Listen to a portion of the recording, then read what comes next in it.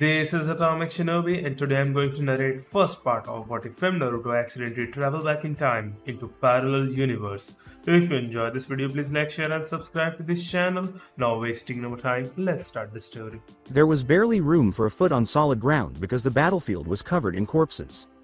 With tears streaming freely down her cheeks, Naruto glanced around. She readied herself to charge Madara even though she and Kurama were completely out of chakra. She refused to give up even though it was a pointless effort. She would seize the chance for victory with both hands if there was even the slightest. She was tossed aside like a bothersome fly, as was to be expected. Madara was halfway through with number 8 and already controlled 7 of the Biju. As his tailed beast was yanked from his body, B's eyes appeared to bulge from their sockets, his back arched, and his mouth was open in a silent scream. Naruto's heart tightened. Unable to bear the agony any longer, she considered B and Gyuki to be like family, even closer, so it was unbearable to watch them both suffer. Kit. We have to do something. From the back of her mind, her company conspirator pleaded, I refuse to be sealed to that red-eyed bastard. Naruto was struggling to get to her feet while attempting to clean her mouth and eyes of blood. Bits of her long, golden hair were missing from various Kaden and Fuden jutsu she had been caught in, and it was covered in mud and blood instead of being tied up in its typical high ponytail. Her ninja sandals were gone, and her clothes were ripped. There is no hope, Kumara. He is just too powerful. Just look at the pain octo. Pops is in. Naruto muttered. That's going to be us in a few minutes, she said, gasping for air. A sensation much worse than fatigue was beginning to set in, and her legs were no longer able to support her weight. Just as B's body hit the mud face first, she went to her knees. There was no hope left, it was over. Apart from Madara, she was the only one still alive. Now, with a triumphant gleam in his eyes and a crazy smile on his face, the Uchiha was approaching her. He was aware of his victory. She attempted to move backwards weakly, stumbling over a discarded limb and falling backwards while struggling in the mud. The landing was splattered everywhere as the damp ground softened it. There was no hope. Smack, bullshit. In her mind. Scape, the powerful fox snarled and rose to his full height. It took Naruto a moment to realize that Kurama had just used one of his tails to slap her across the face. He paced up and down and yelled at her, since when are you the type to give up, Kit? I believed it to be against your Nindo. How self-pitying have you become, and what kind of weakling have you become? The mighty beast was clearly irritated based on his entire posture. His ears were pulled back, his tails were twitching, and his teeth were exposed. Kurama. If you have any ideas as to how we could survive this and still save the world from his rule, then I am all ears. Tears were still streaming down Naruto's face as she sat in the customary ankle. Deep water, holding her knees. She had lost everything she had ever battled for. All the people she had ever loved were dead. She had lost, and it was over. This could have been prevented, but it would still have occurred. It is difficult to describe. A frown tainted Kurama's face. His jailer had the audacity to ignore him. The fox was suddenly motionless, his eyes fixed solemnly on his host. He knew that if he did this, there would be severe consequences. Even though the fox was furious with the blonde for not listening to him, he still felt bad for his kid and was furious that his siblings were slaves. Kurama categorically declined to suffer the same fate. He squared his shoulders and sighed, bracing himself for what lay ahead. His host remained in a pathetic pose, consoling herself with a hug. When she was younger, he had seen that photo far too often. No matter what, he would change this. In any case, he was always the strongest of his siblings. All of them would be saved by him. Hold on, Naruto, he muttered, but he wasn't sure if she heard him at all. With a hint of irritation, he thought, so much for being all ears. She wasn't even paying attention to his speech when he made this incredible sacrifice. His hand, like paws, easily flashed through the technique's hand seals, which he began with. For such a potent technique, the sequence was surprisingly brief. Since he was permitted to be dramatic if he was going to do this, he called the technique's name. He was so exhausted that he felt like he was being torn in two and passed out. It was finished. Madara had just grabbed Naruto's hair on the battlefield. Placing his palm on her forehead, he pushed her head back. A broad grin of the highest contentment appeared on his lips. Naruto narrowed her red eyes and snarled at him. Wouldn't let your friends die, nay? Smirking, he said, good job. Bastard. Naruto spat in his face with a sneer. Blood and saliva trickled down the man's cheek. The Uchiha grunted in disgust and pulled her hair hard enough to tear out more strands. Naruto hissed in agony and closed her eyes. As she awaited death, A fresh tear trickled down her cheek. Even though it annoyed her, she was too weak to fight any longer. Even though she detested the fact that she was unable to defend herself or fight back, one could not just conjure energy out of thin air. Since everything was dead and there was nothing left to pull the chakra from, even sage chakra would be useless. Since they were all gone, she was unable to defend her beloved people any longer. Abruptly, she felt as though she was being torn backward, and she passed out from the intense pain that burned through her entire body.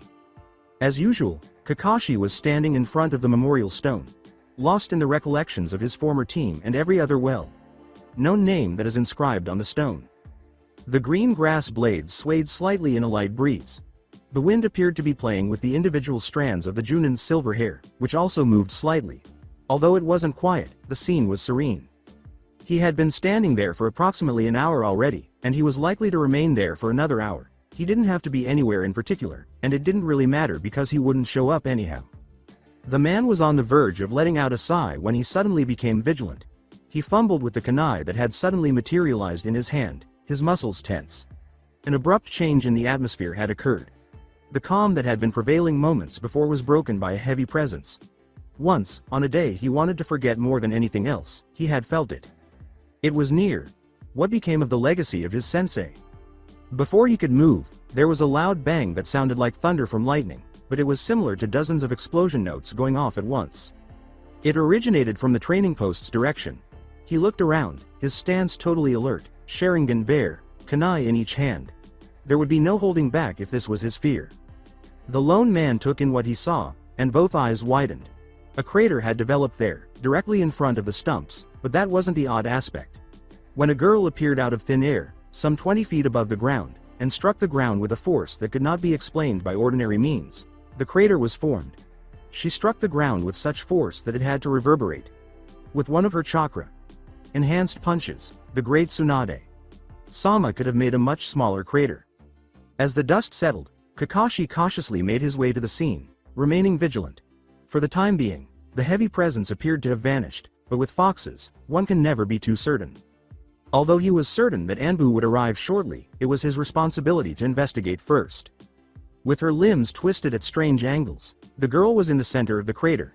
She was in her early to mid-20s, Kakashi estimated. She was dressed as a ninja, just like all the Konoha ninjas were during the war. From her right forearm, a Konoha forehead protector shone proudly in the sunlight. Wait. Konoha? Confusion broke Kakashi's mental analysis of the female. He was certain that he had seen all of Konoha's ninja at some point, especially those who were nearly his age, but he had never seen the girl before. Was she an ally? Was she a spy, perhaps? Sending a wounded woman would be a clever ploy. It appeared that she was unconscious. Hyper. Aware of his surroundings, he walked toward her position. This might be a trap, but how had the adversaries managed to enter the barrier? He looked at her vitals. Her heart was failing, she was completely covered in blood, and she was not breathing. If he didn't take action, she would perish whether or not she was a spy. Even if she was a spy, she might have some information to share. Kakashi tried first aid right away, but it didn't work. The girl had yet to breathe. The Anbu were where? Kakashi irritatedly clicked his tongue. Her heart had stopped entirely, so he couldn't waste any more time. To get to the hospital, he performed a few shunshin and slung his prisoner over his shoulder. Too little time to consider an explanation. The woman he was holding needed medical help immediately. Please let me make it in time. Junin, with his silver hair, found himself thinking frantically. He had no intention of allowing a potential comrade to perish in his embrace. The hospital was finally visible to him. He alerted them to his impending emergency by pulsing his chakra. His journey could have lasted no more than 40 seconds, but he was exhausted from lack of breath and chakra. Shunshin was undoubtedly not intended to be used so frequently over such a long distance. The copycat ninja wished he had learned the Hiraishin from his late sensei for the first time in his life. He hurried through both doors. Kunoichi, affiliation unknown, seriously injured, no pulse, first aid attempted and failed. Handing the woman to the first med.nin to reach him, Kakashi calmly conveyed the crucial information. Green healing chakra was already working on the girl's heart and lungs when a hospital bed appeared out of nowhere and they wheeled the kunoichi down the hallway in 5 seconds. 2 med.nins were standing on the railings. Kakashi was now standing next to an Anbu wearing a cat mask. What happened, senpai? That's what I'd like to know. Kakashi sighed in response. This was just too much. Naruto awoke gradually. She was in her mind. Scape for a long time before realizing. It felt like her brain was operating at a very slow pace. What was happening? Finally awake brat. Kurama. In the water, Naruto lay with his eagle spread. She glanced over at her companion. You look small. Excuse me? Did you shrink, Kurama? The fox growled. You are trying my patience, brat. She was being growled at by Kurama. It had been a long time since he had done that. Are you okay? No. URG. Just listen up, kid. What do you remember? Naruto began to reminisce, saying, well. As time passed, they worsened, and she began crying once more, tears streaming from her eyes. She never cried before, but a lot had changed since the war. Dead. Her blue eyes were wide as she whispered. They're all dead. Then, with fear visible in the eyes that once held so much joy and mischief, she turned her heartbroken gaze toward her partner. They just appeared defeated now. Her breath caught as she turned away, asking, why aren't we dead? Wait, where aren't we? What a sucky afterlife. You aren't dead, idiot, and nor am I. Kurama appeared noticeably smaller than normal. Naruto approached him, climbed up on top of him, took a seat, and began to scratch behind his ears. She had always wanted to give it a try. Would you stop distracting me and just listen? I am all ears, Kurama, go for it. The thought of the last time his host was all ears made Kurama snort. Yes, exactly. We aren't dead. I don't see how that's possible. Would you just sit still and shut up? Naruto said. Okay, jeez. No need to shout. He was a little taken aback by the agitated fox. If he was dead, should he be annoyed? But at least it was something to be annoyed about. It appeared that the enormous fox needed to organize his thoughts. Before taking a deep breath and closing his eyes, he adjusted his weight and moved his tails into a more comfortable position. His head dropped to his front paws. I have sent us into the past. The blonde who was perched on top of his head froze. Don't joke about the impossible, Kurama. I am not in the mood for a prank like this. It's not a prank, it's not possible and you know it. The fox's furry features resembled a smirk as he responded, it may not be possible for you less monkeys, but it is possible for us greater beings. Naruto continued to gently scratch behind the largest of the Biju's ears as he asked, explain. The beast began, wincing slightly as the primitive was tugged at some sensitive ear hairs, but his smirk grew as he said, I'll explain it in a way your primitive mind can understand. I performed a jutsu that can only be performed by a Biju. In essence, I sacrificed half my chakra in order to perform it. In return I, and therefore you, were sent back in time 7 years. However, as I mentioned before, this is a Biju technique, not meant to be performed by humans. And therefore there was a side effect. In order to send you back in time, you aged the amount of years that we traveled back. The fox opened one eye in an attempt to observe his host's reaction. Also, this is not your past, but one that is similar enough. He continued, but he was skeptical that the blonde had heard the last sentence. After a little finger work, the blonde finally arrived at the answer. If that's true, if I am really in the past, I can make sure that everyone is ready. I can. Wait, 7 years? Are you telling me that I am 24? When Naruto woke up, her only thought was, oh Kami no. The small, involuntary telltale signs that were present in chakra as someone woke up could, of course, be detected by a skilled sensor, but to the average outside viewer, there was no change in her breathing or twitch of her eyelids. Since you could never be certain where you woke up, it was a skill that every shinobi had to learn. In the unlikely event that you were taken prisoner by an enemy, you needed to be completely cognizant of the circumstances and able to quickly devise a plan of escape. But Naruto was aware that things were much worse for her. Clearly, she was in a hospital. She would have been able to identify the odd concoction of smells that pervaded any hospital even if she hadn't had her acute sense of smell. The remnants of both recent and ancient blood. The distinct smell of decay and death. The staff's constant consumption of unholy amounts of caffeine. The foul stench of hospital cuisine. Like the majority of shinobi, Naruto detested the hospital. Being chained to a bed, stranded in a stark white room, and powerless to do anything but wait it out. Hell was the place. The blonde reflected on what Kurama had just taught her. She had passed away, she could prevent the war from starting. Opening her eyes, Naruto gazed at the white ceiling. The idea of the past was so vast, she became aware that she was strapped to her bed when she attempted to sit up. What the? Think about it, brat, you appeared from nowhere, in the middle of a ninja village. Of course they're going to see you as a threat. Huh, I guess you're right. The kunoichi said, attempting to adjust her position so that she was more comfortable without putting undue strain on her limitations. A nurse entered as Naruto was starting to process the significant shift and the enormous burden that now rested on her shoulders. Only when she was in front of Naruto's bed did she look up from what she was reading on her clipboard. When she became aware that her patient was awake, her eyes grew wide. She hurried over to check the machines beside Naruto's bed and said, "Good morning, miss. How are you feeling?" Naruto replied, grinning broadly, "Good enough, thanks. Could you please tell me the date?" After responding, the nurse hurried to fetch the doctor. According to Naruto's calculations, her former self should now be nearly 10 years old. The doctor came a few minutes later. After examining her, he told her that she would be alright but that she would need to take 2 more weeks off. The Hokage entered as the doctor was leaving. The Hokage of Sandaime Naruto's gaze expanded. She whispered, "Gigi." A tear was streaming down the side of her face, and she was powerless to stop it. He was still alive and well. Unmistakable evidence that she was really in the past. Wearing his hat and Hokage robes, he appeared exactly as she remembered him. Seeing the elderly man makes her very happy. She recalled his funeral and death. This time, it would take a different form. The Sandaime observed the strange girl's face as it changed in expression. She was acting very emotional for a spy, even though he knew she wasn't a Konoha shinobi. He shut the door after himself. He said, "Good morning," to the girl, sitting on the edge of her bed. Her eyes were filled with tears as she gazed at him. With a slight, melancholy smile, she answered, "Hi." She appeared to be closely examining his face. "My name is Sarutobi Hiruzen, Sandaime Hokage of Konohagakure no Sato." He gave his introduction. Maybe the girl looked at him so familiarly that he thought he was someone else. Her smile threatened to split her face as she answered, "I know." He said, "Who are you?" Since he was getting older and could not possibly recall everyone he had met, it was possible that he had already met the girl and had forgotten about her. But she certainly wasn't one of his shinobi. Maybe he was on a mission when he met her. However, that did not account for the Hite.8.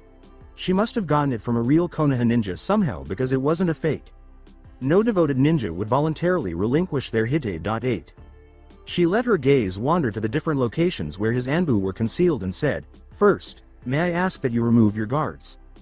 Because of her skill, few people would be able to tell when they were trying to hide. "Why would I leave myself unprotected? You may know who I am, but I have no idea whatsoever who you are." The girl's smile faded as she repeated, "Gigi," as if she was offended that he didn't recognize her. Then she looked up at the ceiling and said something quietly. "There are many trees in the forest, and each tree has many leaves. A tree cannot live without its leaves, just as a forest does not exist without its trees." What the Sandaime was hearing was unbelievable. This code was developed under the most stringent security conditions years ago. Not even his advisors were aware of it. The girl appeared to tense slightly, as though she were in pain, and closed her eyes. However, a tree still loses its leaves in winter, and a forest becomes a graveyard. The enigmatic girl went on, her voice a little shaky and a new tear now streaming down her cheek. She turned back to face him and concluded, "But when the spring returns, so does the fire of life, burning strongly in the new green leaves." Despite being straightforward, the code's power came from its simplicity.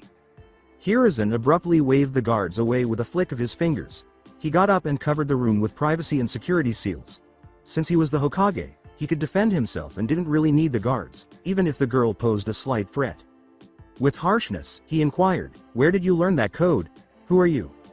The girl gave another pitiful smile. "My name is Namikaze Uzumaki Naruto, Rokudame Hokage of Konohagakure no Sato, daughter of Namikaze Minato and Uzumaki Kushina." The third, utterly stunned and bewildered, reclined in his chair. "What? I was born in Konoha 10 years ago, according to the year the nurse gave me earlier," the girl said, laughing at his expression.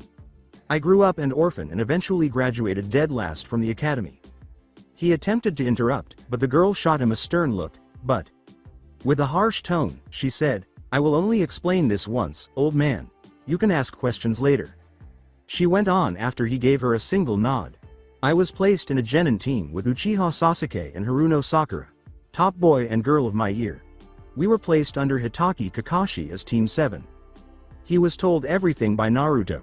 She described the infamous Konoha 12 and the Rookie 9 as they came to be known. She informed him of Sasuke's betrayal of Konoha. She told him about Tsunade's transformation into the Godem Hokage. She mentioned Kyuubi and how Kurama was his name. She told him that a fourth great ninja war was coming and explained to him how totally they had lost everything. How Konoha was destroyed by fire while all of its residents remained inside, and how she came to be Hokage. I failed as a Hokage, I couldn't keep the king alive, but I came back to make sure that it does not happen again. How did you come back though? Time travel is not possible. The blonde fidgeted a little before returning her attention to the ceiling with a frown on her brow. Kurama explained it to me in simple terms. I was never the smart type, but I will try explain it to you as best I can. The basics of space. Time ninjutsu applies here. I know you know how it works, my dad told me you helped him with Hiraishin. So you know that stepping back is impossible, however, stepping sideways is not quite so hard to do. It requires some rule bending though. Technically I have not moved backward in time, but rather sideways, to an alternate path that could have happened. So I'm in the past, but not completely my own past. I think, she said. As she continued, the girl appeared to be becoming confused. Apparently there will be something here that is different from where I came from, but the rest should be the same. It is not exactly a well-known technique. Kurama just knew how to do it cause his dad spoke of it once. Well, not really dad. I guess you know him as the sage of the six paths. Anyway. The point is I am here. Also, the jutsu aged me the same amount of years that I moved. Return. As a payment of sort. People are not meant to do this, it's sort of a fail-safe so that people do not travel back too far I guess. Also, Kurama sacrificed his yin chakra. She concluded with a lame smile.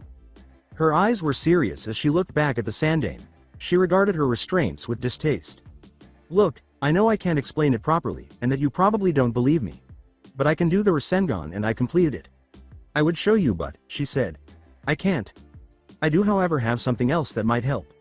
It was destroyed at one point but I put it back together. Look at my necklace, you should recognize it. The Sandaime looked closely at the girl. She did, in fact, resemble Minato quite a bit, with his golden hair and ice blue eyes.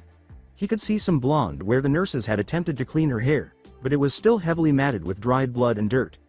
The shape of her face and the way she spoke also reflected a lot of Kushina. A spy typically has simple, credible stories that won't draw attention, so her story was too complex for them. She was also far too familiar with Konoha's secrets, information that should only be known by the Hokage. He wanted to think she was real, however, time travel was a difficult pill to accept. He got up and walked over to her bed. Once more, he met her eyes. She didn't appear to be telling lies. Her face was far too candid for that. He then examined the pendant around her neck while pulling at the string. The old Hokage's eyes widened. It was not in the condition he had last seen, but there was no doubt that it had once been the Shodai's charm, Tsunade's necklace. The green gem was cracked all over, and a tiny seal that was applied to one of the shards appeared to be holding it together. The Sandaime softly, drew her out of her restraints after inserting his fingers into the proper seals. Naruto, the girl, sat up and stretched her muscles while grinning at him.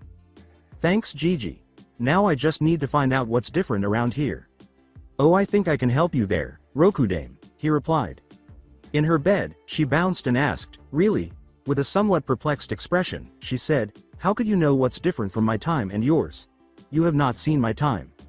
While observing the time traveler's stunned expression, Sarutobi grinned and said, Uzumaki Naruto. With a gleam in his eyes. Is a boy. He couldn't help but laugh a little as she accepted. After a while, the Rokudame asked, her face still displaying total incredulity, I'm a boy. Hiruzen, who was smoking his ubiquitous pipe, said, your counterpart is a boy my dear, you are still very much female. The blonde repeated, a boy huh? With a slight smile this time. Her smile widened as she said, I wonder how much that will affect our team dynamics. Hiruzen scowled. With a hint of concern in his voice, he said slowly, they're not your team, Naruto. Chan. They're Naruto-kun's team. I know that Gigi, but we are the same person are we not? Hiruzen's frown deepened as he responded, no Naruto. Chan, you are going to have to make your own life here, not live Naruto-kun's for him. I won't live his life for him, Sandaime. I am simply interested how Sasuke Teme is going to tie in with Naruto-kun, Naruto said.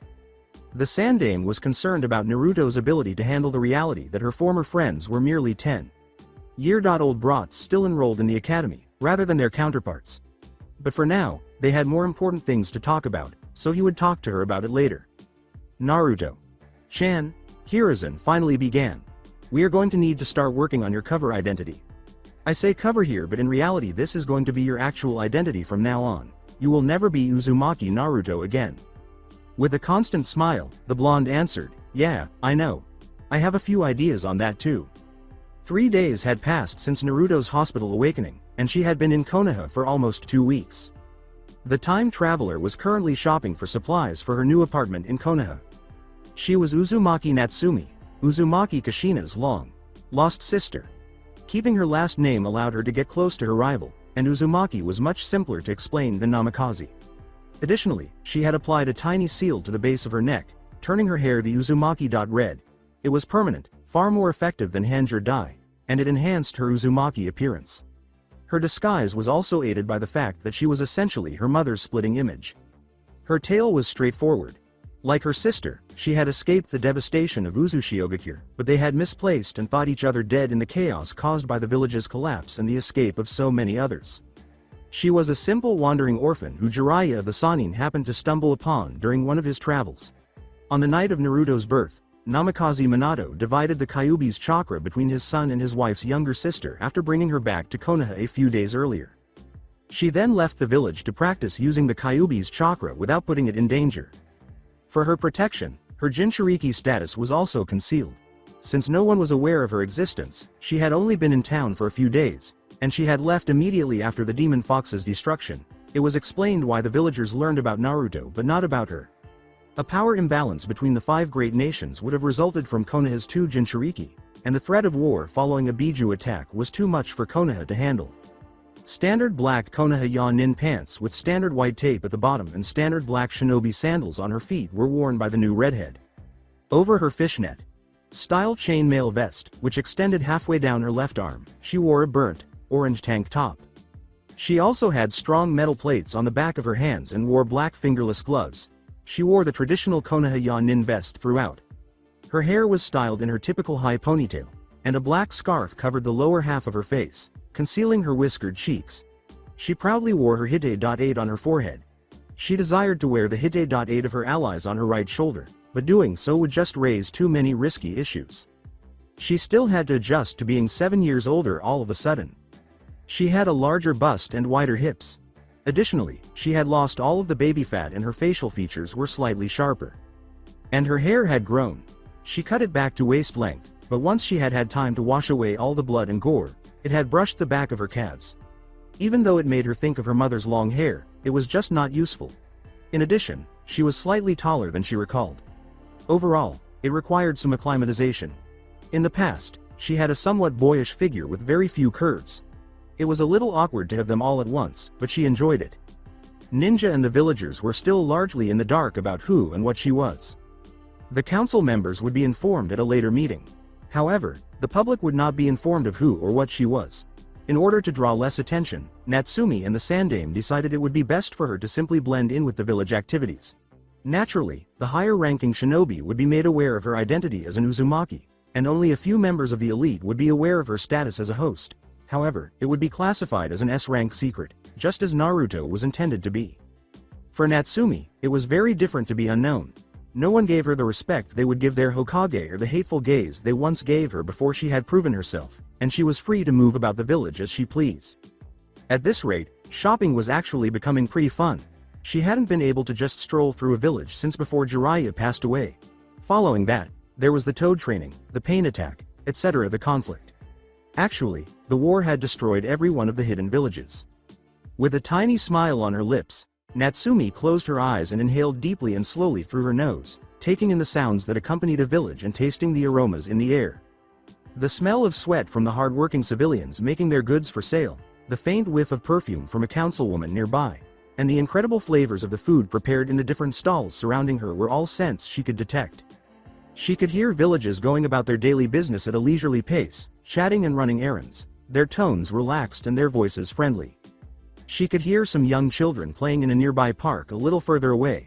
Their naive laughter sounded like tiny bells in the distance, and their uncoordinated and somewhat shameful foot patter could be heard as they ran around playing a game that captured their imagination. The atmosphere was almost peaceful, but there was always the ominous undertone of a ninja village, a reminder that many of the residents were trained to kill.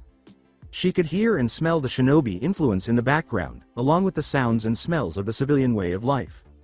The sound of a kunai clashing somewhere in a training ground, the almost imperceptible footsteps of the shadows jumping across the rooftops, and the characteristic sound of a sensei lecturing his genin subordinates as they carried out some D-rank mission that they clearly felt was not worth their time. She could smell the scent of well-oiled weapons, the faint tang of blood and sweat that the silent protectors spilled daily as they honed their skills, and the scentless soap that shinobi used to lessen their natural scent. The sheer delight Natsumi felt at seeing the straightforward way of life in Konoha without the threat of war caused her smile to grow until it almost split her face in two. This was her home, it was whole once more, and she had no intention of letting it lose its tranquility. After about an hour of more shopping, the time traveler made a clone to bring her purchases back to her apartment and began making her way to the Hokage Tower. She still needed to talk to the aging, present-day Hokage about a few things. With a broad smile and a little bounce in her step, she entered his office as she always did, the secretary frantically attempting to apologize to the Sandaime. It was really nostalgic. The god of shinobi was the professor, and she greeted him with, "Gigi." "Ah," the aging legend said, gazing at the future Rokudame Hokage through his stacks of documents with a faint grin and a barely perceptible sigh of relief. He at last discovered a valid excuse to take a vacation from the mind-numbing paperwork. "Natsumi-chan." After a short while, the secretary seated them both and gave them tea and cookies. With privacy seals in place and all Anbu stationed outside the office rather than inside, they were at last prepared to talk about some more significant issues. Hiruzen began, "Natsumi-chan," glancing at the young lady who was now blowing the steam off her tea, her red scarf draped over her neck, her whiskers distinctly visible. "We should discuss how we are going to go about this. I will subtly bring up the fact that Naruto-kun is not the only Jinchuriki Konoha has in the meeting later today. After that you must be prepared for the uprising that surely will follow." Hiruzen shared Natsumi's distaste for the meeting, crinkling her nose at the thought of it because she knew it would be a boring affair full of arguments and headaches. The Hokage went on to other matters, raising his own tea to his lips and taking a tiny sip. "We will need to bring more people into this secret for it to work. We cannot change the future on our own without a lot of people getting suspicious." Natsumi nodded, her gaze straying about the office. "Yeah, I guess. We should probably tell Ero, Senin and Tsunade.ba-chan. May I suggest Nara Shikaku as well?" With one delicate red eyebrow, the time traveler questioned, "Shikamaru's dad?" "Indeed," said Sarutobi, nodding his head thoughtfully. "I do not believe we would be able to hide this from him for very long, and his strategic mind would be a great help." Okay. I would like to tell Naruto-kun as well, once he is old enough and all. When he becomes Chunin or something. Are you sure that is wise?" With a sudden narrowing of her eyes that made Sarutobi think of her father, the Uzumaki declared, "He has been lied to enough already." "Very well," said Sarutobi. "But let's leave it until he needs to know, or until he becomes a Yanin." Suddenly, the blonde turned redhead became very serious, saying, "Fine. But since we are on the topic now, I think we should discuss Naruto-kun." As he sipped his tea, Hiruzen inquired, "What would you like to discuss exactly?" With irony in her voice, she declared, "I am going to adopt him." Sarutobi started, "I will see what I can do, but no buts. I will not have Naruto-kun grow up the way I did." Now Natsumi-chan, I know he has a difficult childhood, but the council will not allow one Jinchuriki to adopt another, especially since you are not well known. They may think that you will influence the boy's loyalty. "I don't give a damn what the council thinks, Sandaime Sama. He isn't having a difficult childhood. He is living in hell at the moment, and I will be informing him about his parents." "Natsumi, that will only put him in danger." With a glare powerful enough to drive the god of shinobi away, the kunoichi questioned, "More than he is at the moment?" She asked, "Do you have any idea what is going through his head every day?" But continued without giving him a chance to respond. "He has no idea why the village hates him, but he puts a smile on his face in any case. He doesn't know why the instructors at the academy always kicks him out, or why the kids his own age won't associate with him. He doesn't think anybody cares about him at all, and he is quite nearly completely right." She raised her hand to prevent the elderly guy from interfering. "Sure, you talk to him more than the average person, Sandaime, but every time you do, even you cannot stop the shadow from crossing your face every time he reminds you of Minato or Kushina. And every single time he asks you about his parents, you cannot help but lower your head in shame, and tell him they died during the attack. Do you know how many times I thought you were simply lying to me? That you just didn't want to tell me that my parents hated me just like everyone else, Natsumi barked. Before she was able to control herself enough to continue in a level tone, the silence that followed her outburst was almost deafening. He deserves to know exactly what happened that night. He deserves to know exactly who his parents were. I'll make sure that he understands the implications, and that he does not spread the information. There was silence for another moment. All right, but I request that you do not yet inform him about Minato's status as the Yondaime until he has graduated. The Kunoichi said, fine, as she attempted to control her feelings. Since she had gone back in time, they had been everywhere. It will take some time for me to arrange all of this. I ask that you do not approach Naruto-kun until I have spoken to the council. After clarifying a few more details regarding the future and their plan of action, Natsumi left the office a few hours later. Waiting until the Hokage met with the council was the next step. The redhead inhaled deeply as she considered her next course of action. It seemed like a great idea to go to Ichiraku for a bowl of ramen. When the academy bell rang to announce the end of classes, she was walking the same route to one of her favorite spots in Konoha. The time traveler had to visit everyone because she just could not resist. Natsumi hastily took refuge in one of the trees encircling the academy and bided her time. After a few seconds, the doors opened and children poured out, thrilled with their newfound freedom. Natsumi soon recognized some of the faces in the crowd, running and laughing. Sakura's pink hair was a striking feature. As she gazed at a young boy with raven hair, her hair was growing past her shoulders, her body was slender, and her eyes were sparkling. Just as slender as Sakura, Ino was also present and was squealing something at the same boy. Sakura and Ino were among the throng of fangirls that were closely trailing Sasuke as he glared at the world. Akamaru, who was so small that he struggled to avoid tripping over his own paws, was running around with Kiba. Then Shikamaru appeared, walking out with an easy gait, his hands in his pockets, and his gaze fixed on the sky. Shoji went with his best friend, eating chips along the way. When Hinata walked to the branch member to pick her up today, she was at the back, her eyes fixed on the ground. Shino, who blended in with the crowd, was also present. A young boy with startlingly golden hair spiked in all directions was the last person to leave. His shirt and shorts were filthy and crumpled, and he was small for his age. He was yelling something about dumb academy teachers while glancing back into the building. Natsumi absorbed the entire scene. However, everything was incorrect. She wasn't friends with these people. These kids weren't the frightened and seasoned ninjas who accompanied her during a battle. It was not these individuals who had recognized her, supported her, shared a bowl of ramen with her, or taken a kunai on her behalf. These kids were just kids, nothing more. Then she realized. She was by herself. Here, where everyone was alive, she might be. However, they weren't her valued individuals. Nothing could change the fact that they were dead. The only person still alive was her. The word, troublesome, would never be spoken by her Shikamaru again. She would never again argue angrily with Kiba or share a packet of chips with Choji. Sakura would never again strike her head for being foolish. The rivals and best friends she and Sasuke had become would never be the same again. Tears were starting to well up in Natsumi's blue eyes, but she refused to let them fall as she left the scene. She wasn't really aware of her destination, but before she knew it, she was standing in front of the memorial stone in a training ground she knew well, gazing at the list of heroes etched into the black marble. Compared to her memory, there were a lot fewer names and a lot more empty space that could still be occupied. As the first tears trickled from her eyes and began to wet her scarf, she collapsed to her knees in desperation. As she took in the scene in front of her and the realization of the solidarity of her predicament set in, her eyes were wide and nearly terrified. She sobbed while burying her face in her hands. They were all still dead even though their names might not have been inscribed on the stone. Even though her tears had long since dried, the traveling Kunoichi remained hunched over the black stone for several hours, her hands still covering her face. Her lips formed a grim line behind her scarf as she slowly stood up and rubbed her eyes with her palms. She lifted her head and pushed her hands away from her face, staring again at the marble monument's open area with sheer resolve visible in her piercing blue eyes. At this point, she vowed that their names would not occupy the available spaces this time. The sun was just beginning to rise over the tall walls enclosing the magnificent village concealed in the leaves on this early morning in the land of fire. The villagers began to stir and the birds began to chirp, bathing the Hokage mountain in its golden light.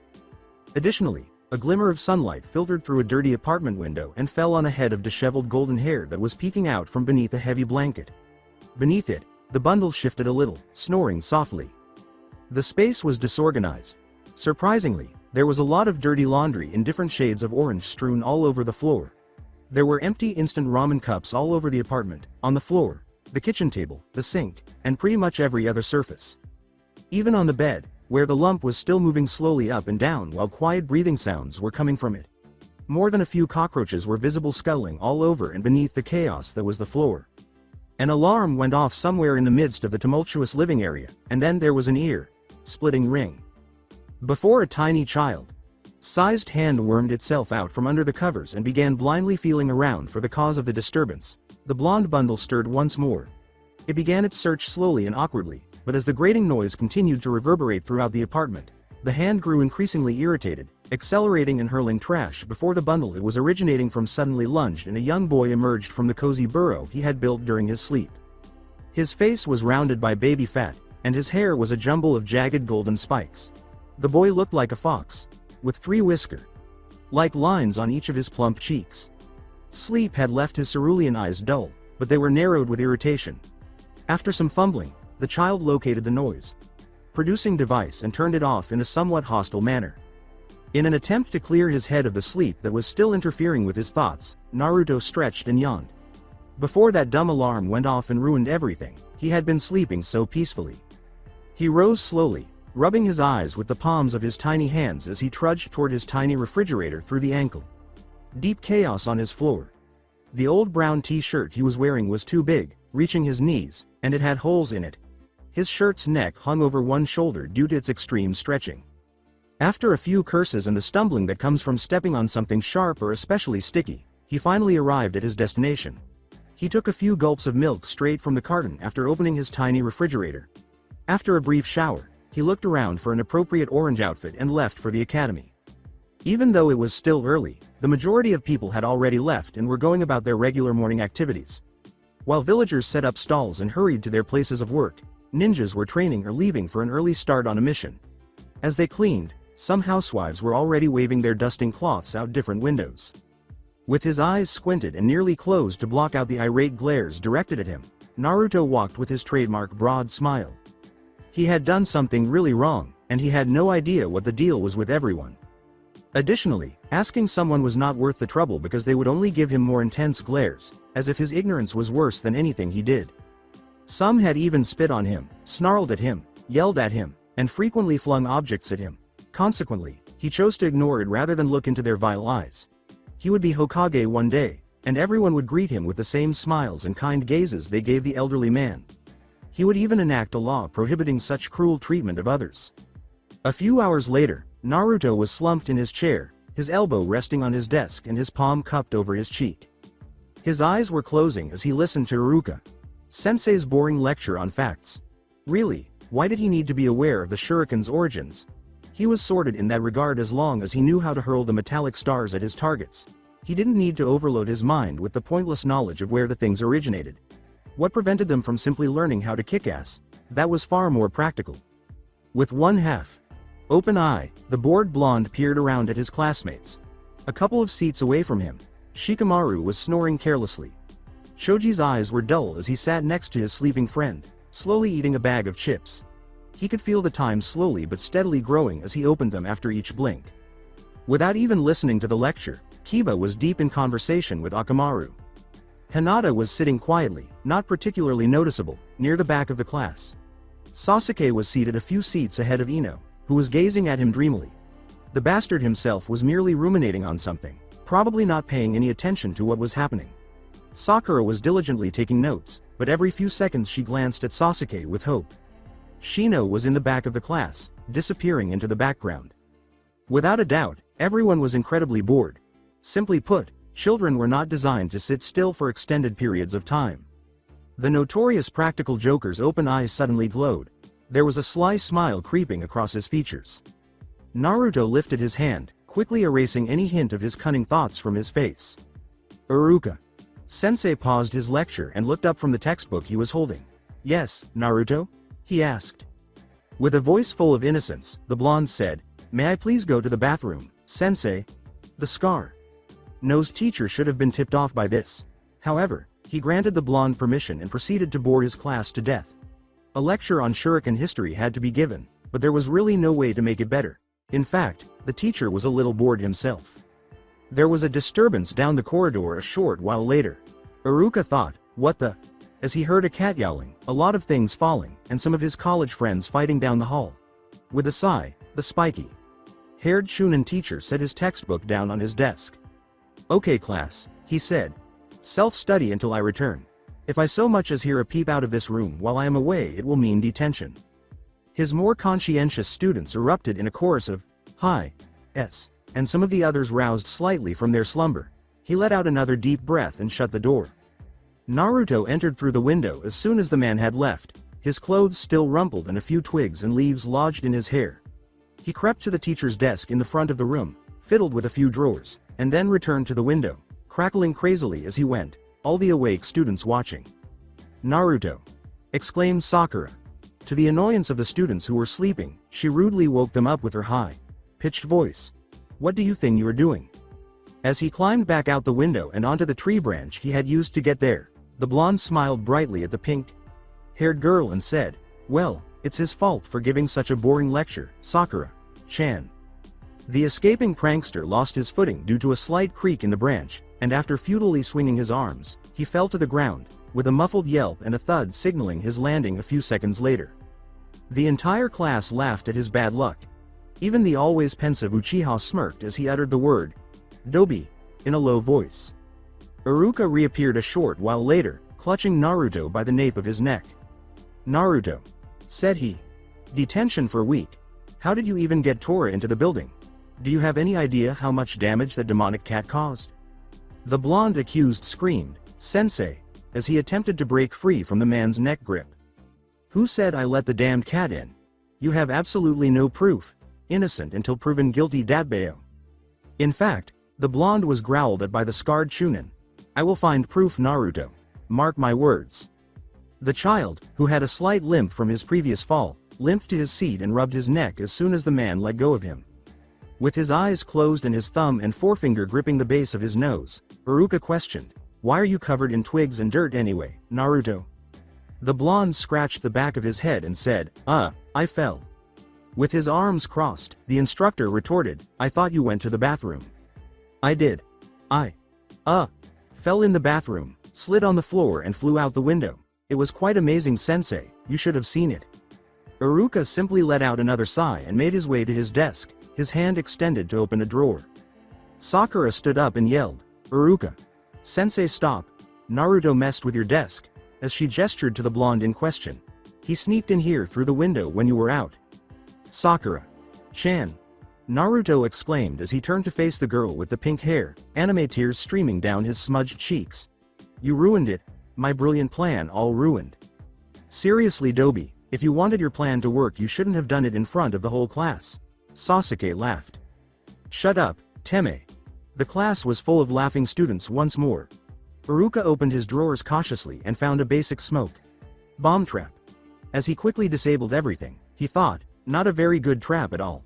Not up to his usual standard. After about an hour, the class had calmed down, and the students who had been dozing off went back to their cozy positions. Iruka was marking some assignments while seated at his desk. The industrious pupils had begun working on their assignments. Suddenly, a certain blonde's eyes brightened and he smiled. Shikamaru had a frown on his brow as he looked at the prankster. This would probably cause problems. Naruto whispered, Kai, while putting his hands in a seal. Then there was a bang and a flash. After his chair appeared to explode, Iruka leapt to his feet and affixed himself to the roof, kunai in hand, searching for the enemy. The shock of it all caused some of the girls to shriek. As the dust settled, the room was filled with loud crackling laughter. Laughing and clutching his sides, Naruto was rolling on the ground. All of this was simply too good. At last the prank had come together. Naruto! Exclaimed Iruka. Sensei, his face flushed with anger. Detention for a month. When the laughing prankster finally got up to examine his desk, tears were streaming down his face. You fell for it, he exclaimed, still laughing to himself. Some of his classmates appeared scandalized, while others were also laughing. Shikamaru simply grinned a little before returning to his slumber. Naruto wiped away his tears of laughter as he explained, Haha, I knew Sakura-chan would snitch on me. So I made it look like my prank involved your desk when I actually attached a flash tag to the bottom of your chair. Ignoring Shikamaru's warning glance, the blonde went on, oh, that was so worth a month of detention. Haha. You should have seen your face, sensei. Iruka stood up from his perch on the ceiling and said, well, Naruto, before letting himself drop to the ground with grace. He performed a casual flip in midair, landing softly on his feet and putting the kunai back in his thigh holster. If 1 month of detention isn't enough, how about 3? Nani? Iruka was genuinely a little impressed that the blonde had actually planned for his classmate to turn on him. It would have worked even if she hadn't. In addition, Iruka was still unaware of how the young miscreant brought the demon cat into the school to create the distraction. The cat would frequently cause problems for genin teams. The teacher turned back to his desk to confront the scourge of all educators, saying, please see me after class so that we can discuss your detention, grading homework. Naruto simply let his head hang. This time, the entire class was laughing. He wasn't all that angry, and the prank had actually garnered him some attention. To be honest, the 3 months of incarceration were nearly worth it. As he performed his daily detention, he might even be able to persuade Iruka to teach him some sophisticated ass-kicking techniques. A few weeks later, Iruka was watching Naruto while he marked some assignments and worked to dust down one of the academy's classrooms. After a full 2 minutes of silence, the blonde said, Nay, Iruka. Sensei? Iruka said, yes, Naruto? Without raising his head from his work. Could you teach me a new kick-ass jutsu? I'm almost done with the day's cleaning and... He was interrupted by Naruto. Iruka, who said, I can't teach you anything until you fully understand the basics. I understand the basics. Still not raising his head from his work, the instructor retorted, no, you don't. The Chunin was starting to irritate Naruto. The blonde shouted, gesturing toward the instructor with his feather duster, how would you know? The man looked up from his work and showed Naruto his failing grade on the assignment he had just marked. I know, Naruto, because I am the person responsible for testing you on the basics, and based on this week's assignment, you clearly do not understand the basics, he said. That doesn't count. Iruka's eyebrow went up. Oh, and why not? The troublemaker with the blue eyes said, it's history. And Iruka had now set down his marking pen and rested his chin on his intertwined fingers.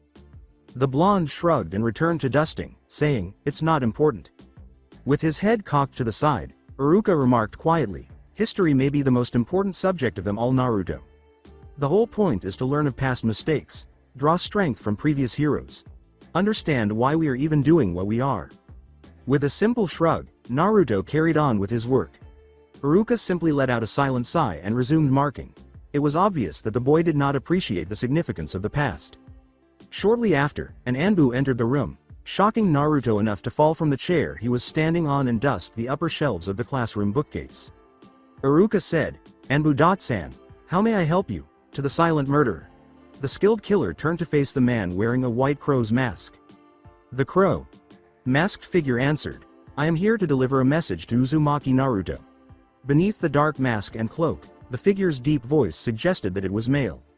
Naruto stood up and swore at the chair, asking, what you want with me? Hokage. Sama requires your presence in his office at once. Naruto and the Anbu officer were out the door in a matter of seconds.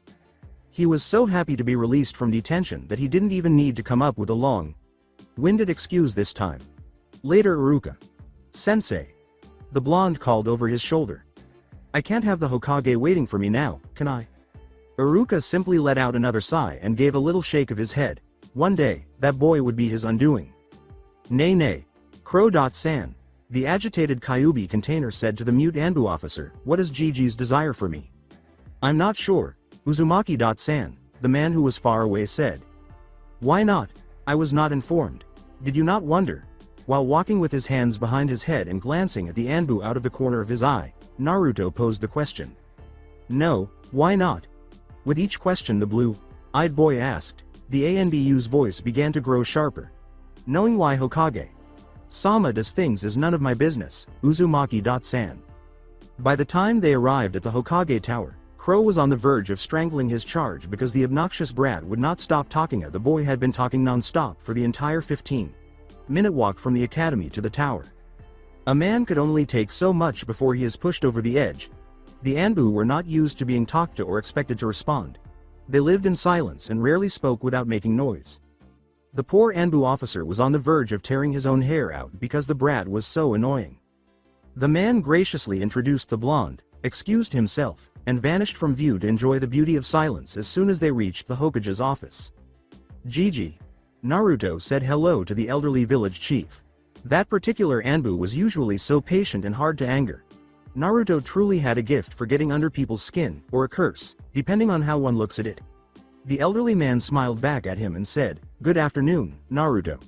The man was silently laughing at Crow's actions. As he put away some of the more important documents on his desk, the Sandaime informed the blonde that he would need to give his full attention to this meeting.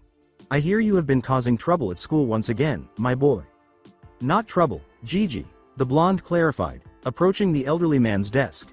"I have just been making class a bit more exciting." The boy with the whiskers added, grinning cheekily, "Uruka. Sensei is the one who started the trouble. I wouldn't need to improve class if it weren't so dull, Dadbeo." The boy's response made the Hokage laugh. "So, Naruto-kun, what have you been studying lately that is so dull?" With his elbows resting on his desk covered in paper and his fingers interlaced in front of his face, he asked, hoping the pages his elbows were leaving marks on weren't too crucial. With a disgusted expression, the young troublemaker muttered, "History." In response, Hiruzen said, "But my boy, history is probably one of the most important subjects you can learn." Hiruzen burst out laughing. "Why? All the people we learn about are already dead, and it's boring." Naruto crossed his arms and averted his gaze. "Making mistakes and growing from them is the best way to learn something or improve at something. For example, you learn how to hold a kunai correctly the next time you use it after cutting your hand the first time, right?" The elderly professor began giving lectures. The blonde sighed, as if the entire discussion had been too bothersome for him to focus. "Gigi," he said, "I am too awesome to cut myself with a kunai." "My boy, that isn't the point. I take it that you learned how to hold the kunai from a teacher or a book. If someone hadn't made the mistakes first, they would have learned from them, and then penned a book about it. You would have already ripped your hands to pieces." The blonde waved one hand dismissively and said, Hi. "Very well then, Naruto. I did not call you here to talk about your schoolwork." The village leader sat back and took a long drag from his pipe, letting out the fumes a few seconds later. The Hokage sighed and shook his head slightly. "I am going to tell you about your parents." The blonde's eyes widened as he froze. My parents? "Yeah, but let me introduce you to someone first." The Hokage explained. "She had to leave the village the day you were born due to some circumstances, and I couldn't tell you about her for her own safety." He then raised his voice a little, saying, "Natsumi-chan, you can come in now." A woman with bright blue eyes that matched Naruto's own shade and dark red hair emerged through the office door. The woman appeared to be a typical Yanin, with a black scarf covering the lower half of her face, and Naruto gazed at her with open curiosity. "What does she have to do with my parents, old man?" the young Kyuubi host asked the Sandaime again. His voice betraying his annoyance at being interrupted, he asked, "You told me they were dead." Before speaking to the Yanin, the elderly man said, "Just a moment, Naruto-kun. If you would be so kind as to seal the room, my dear." After closing the office door, the redhead placed her hand on a complex-looking seal design and placed some chakra inside it. She then turned back to face the elderly village leader and nodded slightly, to which he smiled before turning back to face the bewildered boy in front of his desk. The Hokage began, "Naruto-kun, this is Uzumaki Natsumi. She is your aunt and only surviving relative because she was your mother's sister." Before he turned to face the woman again, the little blonde orphan's eyes widened even more than they had just moments before, and he was motionless, his body trembling slightly, his cerulean eyes fixed on the only other pair of cerulean eyes in the room. With a soft gaze and a slightly crooked voice, the woman said, "Hello, Naruto-kun. I am glad to finally get to meet you, nephew." "Naruto-kun," began the Hokage, "this is Uzumaki Natsumi. She was your mother's sister and is thereby your aunt and only living relative." Before turning to face the woman once more, the little blonde orphan's eyes widened even more than they had just a few moments before. His body trembled a little, but he was motionless, his cerulean eyes fixed on the only other pair of cerulean eyes in the room. The woman, with soft eyes and a slightly crooked voice, stepped further into the room and said, "Hello, Naruto-kun. I am glad to finally get to meet you, nephew." What? Stumbled Naruto. Natsumi gave him a smile. She put a hand on the boy's shoulder and said, "You might want to sit down, Naruto-kun. I'll explain everything best I can. However, Naruto scurried away from her. With a faltering voice and tears beginning to well up in his eyes, he said, "I don't understand." Natsumi just dropped a hand to her side. Naruto-kun, I just ask that you listen to my story. It is a long one, but it will explain a few things. The young lady motioned for Naruto to take a seat beside her as she sat on one of the Hokage's couches. After Naruto refused to leave his spot, she began her story by saying, I was born in Uzushiogakure 24 years ago. As she went on, the time traveler nervously twiddled her long red hair. The village Uzushiogakure was situated in the land of the whirlpools. It was a strong ninja village that specialized in fuinjutsu, and our clan, the Uzumaki, was the founding clan of the village. We were known for our fuinjutsu, vitality and red hair. The Sandaime listened carefully to the story while puffing on his pipe. He was unaware that Natsumi knew so much about her past, but she had told him that she had met both of her parents at some point. It was a beautiful place surrounded by eddies, just like the name describes. We were also quite famous for sealing the tailed beasts into human hosts, enabling the hosts to use the beast's chakra. These people are known as Jinchuriki, power of the human sacrifice, and they are incredibly powerful. Almost every hidden village has one. The beasts were divided after the Shodem Hokage captured them all. It was a way to balance the power between the villages. However, because our village was so strong, we were seen as a threat by the other great shinobi villages. During the Second Great Ninja War, Kumo, Iwa and Kiri formed a temporary alliance and attacked us. By the time our allies, Konoha, had arrived, the village was already destroyed. The Uzumaki stopped for a moment and took an inhalation. Even though he was still standing in the center of the office, Naruto's posture had softened. To his surprise, he discovered that he belonged to a clan powerful enough to cause anxiety in 3 other hidden villages. He was also saddened to learn that his family and his mother's village had been destroyed. Your mother was already in Konoha by this time, so she was safe. I had also managed to escape, but I was very young, only 4. I was eventually placed in an orphanage where I grew up until one of the Sanin, Jiraiya Sama, found me. He brought me to Konoha, where I met my sister for the first time in more than 10 years. I had forgotten about her and she thought I had died during the destruction of Uzushiogakure. It was so nice to meet her, to finally have a family. I know you know what it's like to be alone. To finally meet someone who was related by blood, that unconditional love. It was incredible. She continued, her face beaming. She was already pregnant with you. She could not wait for you to be born. She was so excited. She told me all about how she was going to raise you and how they had decided to call you Naruto. Your father was also an amazing man. He was strong, and would do anything to protect his family. Naruto's eyes widened as a tear ran face. His mother had cherished him. Both of his parents had desired him. He went to sit beside his alleged aunt, remaining quiet so as not to interrupt her tale. Then, on the night of your birth, something horrible happened. The Kyuubi attacked the village. To explain the attack, I must explain a bit more about my sister Kushina, your mother. She was sent to Konoha when she was young. Konoha and Uzu had always been the strongest of allies. Kushina had a special kind of chakra. She was sent here in order to become the next Kyuubi Jinchuriki, after Uzumaki Mito Sama. The young man with the whiskers exclaimed, "What? My mother had the Kyuubi inside her." Hi, she did.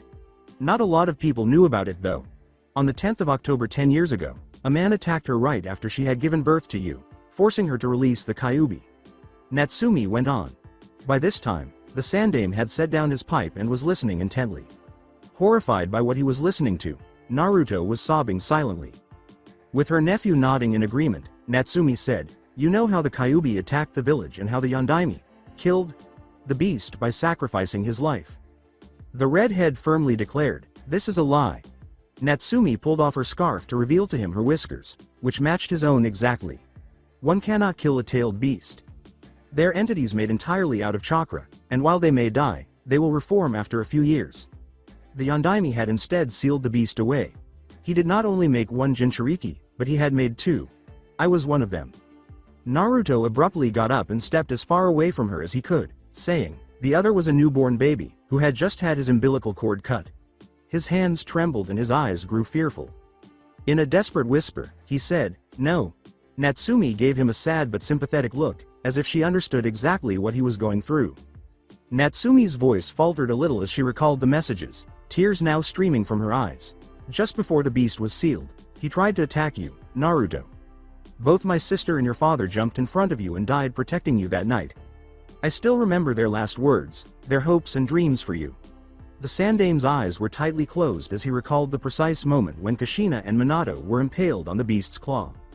After the sealing, I had to leave the village. Being made a Jinchuriki at 14 is risky. Even having only half of the Kyuubi's chakra was too much for me to handle. I was not a ninja, I did not know how to control it. I was taken out of the village because the risk of me releasing the beast was too great and I had to learn how to control it and become a ninja. A few days ago, I was finally able to return to Konoha. Now Naruto-kun. I know this must be extremely difficult for you, and I do not blame you if you hate me for abandoning you for 10 years. I thought you would be seen as a hero, like your parents had hoped. I thought you would be taken care of. The villagers I had briefly met 10 years ago were all so nice, I was sure they would protect you. I never imagined they would turn out like they did. Still standing on the opposite side of the room, Naruto's heartbroken face was streaming with tears. Natsumi got up from the couch and approached the boy, lowering herself to meet his eye level. A few fresh tears stained her own face, and she wiped the tears from his. With a tiny, hopeful smile on her exposed lips, she met his gaze. She cupped his face with one hand and wiped away another tear with her thumb, saying, "I would like to make it up to you, my nephew." Before continuing, she cocked her head slightly to the side. "If you would let me, I would like to adopt you." Betrayal flashed in the blonde boy's blue eyes. His voice broke as he whispered, "You left me here." Natsumi's gaze expanded. She lowered her face to her knees and muttered, "I'm sorry." With a trembling breath, the young woman said, "I am so sorry. You had such an awful childhood. I wish I could have come back sooner," before turning to face her fellow Kyuubi Jinchuriki. "Please let me make it up to you." Natsumi stepped forward and embraced her nephew, letting him press his face against her shoulder and cradling him as he began to cry. He whispered into her scarf, softly but loudly enough for Natsumi to hear, "Don't leave again, Obasan." Natsumi froze, her expression a picture of shock, then grinned and pulled the boy into a closer embrace. "I will never leave you again, Naruto-kun. I will always be here to protect you." Natsumi glanced at the Sandame and asked if she could go. The elderly man nodded and smiled softly in response. Spending some time together would be beneficial for the new family. Natsumi and Naruto vanished with a flurry of leaves, leaving the professor alone with his paperwork and office. All the way to her new apartment a few blocks away, Natsumi had avoided them. She moved to sit on one of her new, cozy couches while still holding her sobbing nephew, merely supporting Naruto while he at last expressed some of his pain. The boy was probably crying over everything that had happened to him for a long time, not just his new aunt. When someone loses it over something as trivial as the smallest thing, they frequently consider everything else that has been hurting them for the past few months or even years. Only occasionally letting it out can be healthy.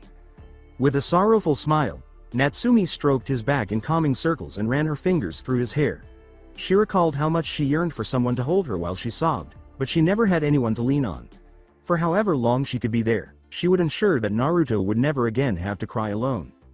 Naruto woke up from his slumber a few hours later. Earlier, the boy had sobbed himself to tears. After a while, Natsumi also fell asleep. After all, it had been a very emotional day. However, as a ninja, she sensed Naruto's movements and woke up before him. She continued to breathe and close her eyes despite simply taking in the moment. It was odd for Naruto. He opened his eyes to discover that his aunt's arms were still around him. The temperature was pleasant. Her heartbeat was audible to him. It was oddly soothing, but since he hadn't eaten since lunch and it had been a long day, his stomach had expressed its discomfort with a loud rumble, demanding that food soon find its way into the blonde's mouth. Naruto sensed his aunt laughing and trembling a little. She opened one eye to gaze at him and grinned, saying, "Sounds like someone is hungry, huh?" His cheeks turned red with shame. The room's silence was abruptly broken by another rumble. Natsumi repeated, rubbing the back of her head sheepishly and rubbing her own cheeks with a hint of red. "Hey. Guess you aren't the only one," she said. After a brief period of silence, Naruto smiled up at his aunt without saying anything. The red-headed person thought, he's still so shy. She ruffled her nephew's hair and smiled, saying, "How about we go get some ramen for supper at Ichiraku?" Naruto's gaze brightened. Natsumi's smile widened at the excitement in his voice as he exclaimed, "Really? Yeah, I like ramen. How about you?" The blonde exclaimed, "I love ramen," and then leapt to his feet. He went on enthusiastically, taking Natsumi's hand and pulling her to the door. "Come on, let's go," he said. Naruto talked about ramen the entire way to the ramen stand. How he went there at least once a week, how the owner and his daughter were friendly, and how the food was his favorite. Natsumi just let her nephew drag her down the street while grinning behind her scarf. Ramen was the one thing that consistently prompted Naruto to open up. As he dashed into the renowned ramen stand, Naruto exclaimed, "Hey old man." "Ah, Naruto-kun." The elderly man smiled in return. "Good to see you, my boy." Pointing to Natsumi, who had entered immediately after him, Naruto exclaimed, "Ne. Old man. This is my Obasan. I met her today." With a sheepish smile, Natsumi rubbed the back of her head. As he examined Natsumi, Tucci maintained his constant smile. He said coldly to Natsumi, "Is that so, Naruto? I didn't know you had an aunt." She was aware that this would probably not be simple. "Nor did I," the blonde boy added, utterly unaware of the adult conflict. Ayame turned to face Natsumi and said, "Oh well, that's lovely, Naruto-kun." With warmth. She smiled as she greeted the redhead, "It's so nice to meet you." Natsumi grinned. She smiled and bowed low, saying, "It is so nice to meet you both. I must thank you for looking after my nephew while I was away. He has said many great things about you." After a few seconds, Naruto and Natsumi were seated together, with Naruto talking excitedly to Ayame about his upcoming order. As he took the redhead's order, Tucci inquired, "So, you are Naruto's aunt?" She smiled and said, "Hi, Uzumaki Natsumi. Nice to meet you." It was truly wonderful to see the elderly man once more. After Konoha was overrun, he and Ayame were among the first to perish. They wouldn't shut down the shop and hide out because they thought the shinobi needed someone to prepare delicious meals for them. A spot to go and get a drink. They had explained to Natsumi that Ichiraku's was a part of Konoha and that it was their home. They had promised to serve Konoha's shinobi all the way to the end. Like they had been served by the shinobi. The man was a grandfather figure in Natsumi's life, and it took everything she had not to run up to him and give him a hug.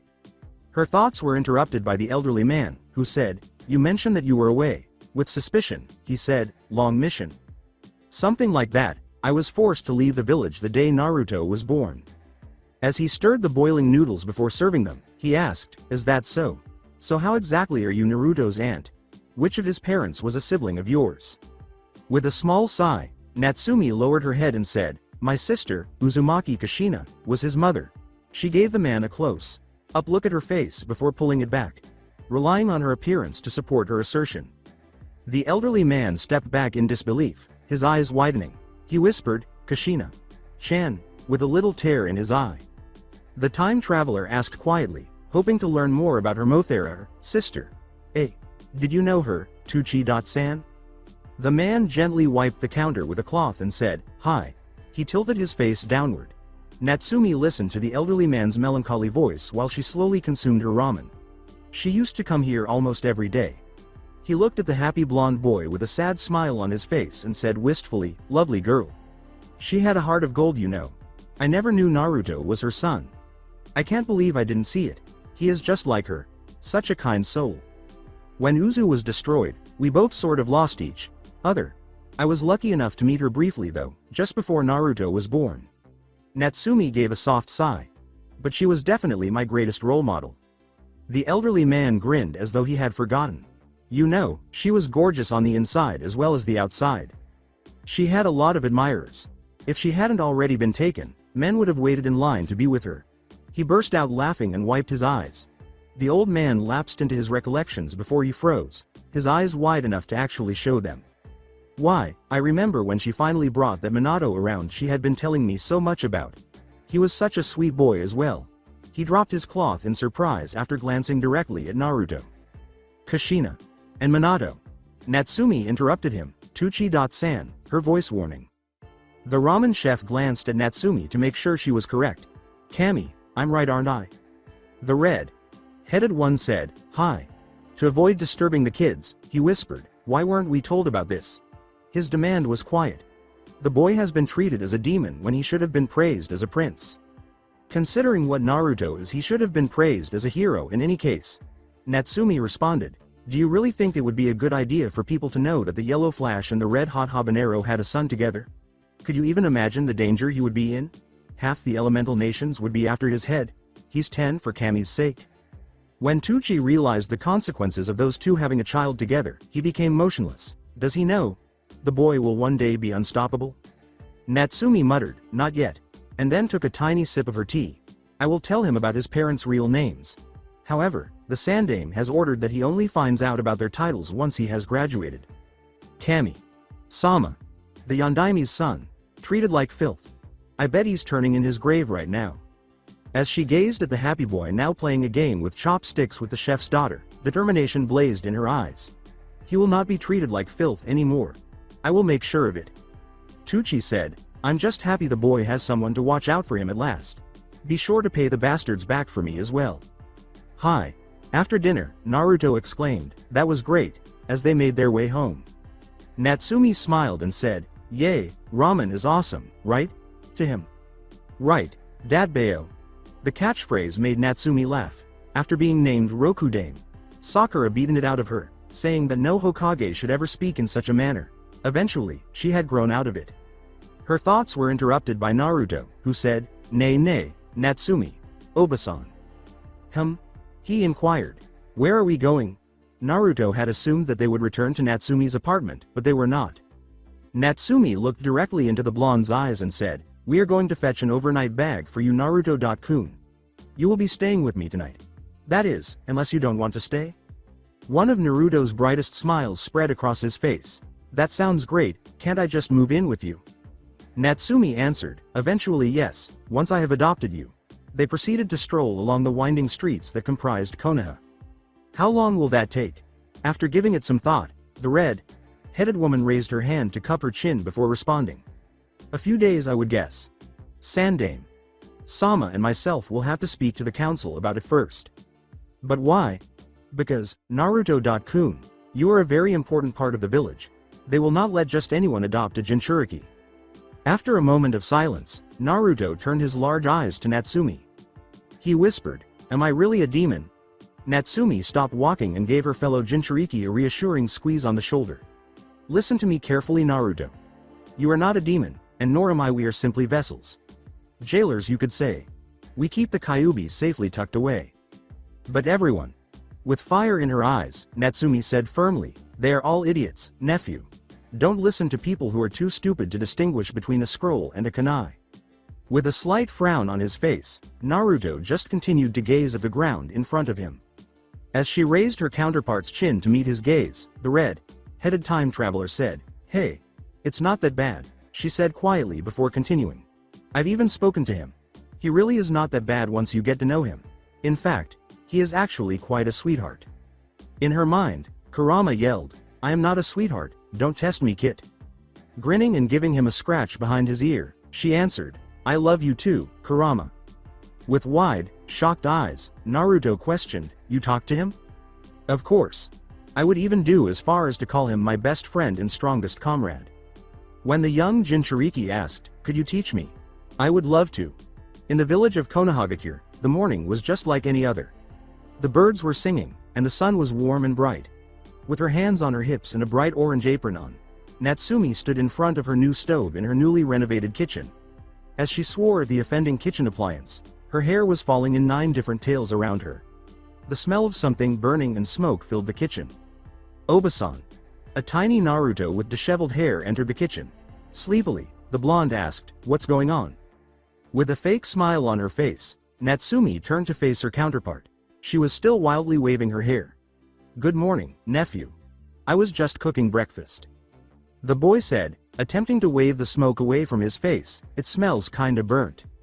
With her hair growing wilder by the moment, Natsumi retorted, it is not burnt. After scraping a spoonful of the soot-covered pot and putting it in her mouth, she exclaimed, it's just extra crispy, before turning a little green. As his aunt made her way to the restroom, Naruto only saw a red blur. The redhead reappeared a few moments later, her face still slightly tinted green, and she held a small towel over her mouth. The blonde boy laughed as she admitted, exhausted, okay. It might be a slight bit burnt. At last, her hair had returned to its typical state. Naruto simply laughed at his somewhat odd aunt, saying, I have never been really good at the whole cooking thing. Following the night at Ichiraku's, the boy had been hosting sleepovers at her apartment for a few consecutive nights. Political reasons prevented him from moving in yet, but it was still close enough for the two of them.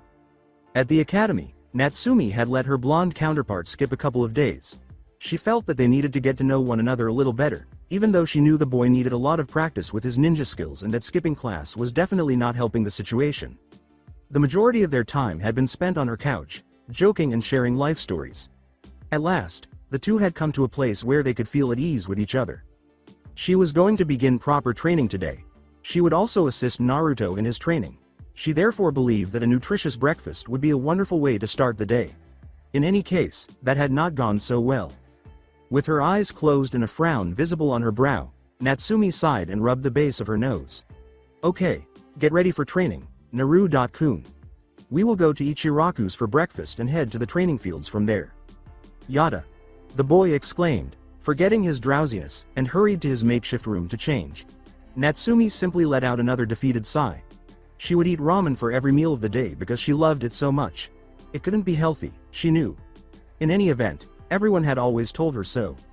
In order to prevent Naruto from growing up undernourished or with stunted growth, she would need to learn how to cook properly. The newly established Uzumaki family was spotted at the Ichiraku ramen stand about 30 minutes later, happily chowing down on their noodles. With a worried smile, Tucci began, as much as I love to see the two of you every day. Ramen is not the healthiest of meals. Natsumi murmured softly and lowered her head. Hi. But I can't cook, she said, avoiding eye contact with the man, while Naruto laughed once more at her morning's failed attempt. When Naruto noticed the look his aunt was giving him, he abruptly stopped talking and shrugged his shoulders. Hee. You should have seen it, old man. The kitchen was filled with this dark smoke and... Well, it was. You can't deny it, Natsumi. Obasan. While the elderly ramen chef laughed quietly, Natsumi simply let out another defeated sigh. The redhead grinned warmly as he said, I could always teach you a few basics, Natsumi-san. His smile was like that of a father. During this period, this man was rapidly taking on the role of a father to her. The old man laughed again as the time traveler said, Thank you, Tucci-san. I would really appreciate that. The time traveler smiled warmly. No problem, my child. Just come around Sunday afternoon after closing time. While Naruto continued to savor the wonders of his ramen, Natsumi simply nodded her head in agreement and continued to smile at the man. As they entered the library, Naruto asked his aunt in a whiny voice, Why are we here? I thought we were going to train. Natsumi smiled and said, We are going to train Naru-kun. This was immediately after she had killed the woman at the front desk for whispering the word, demon, so softly that the elderly woman nearly soiled herself in terror.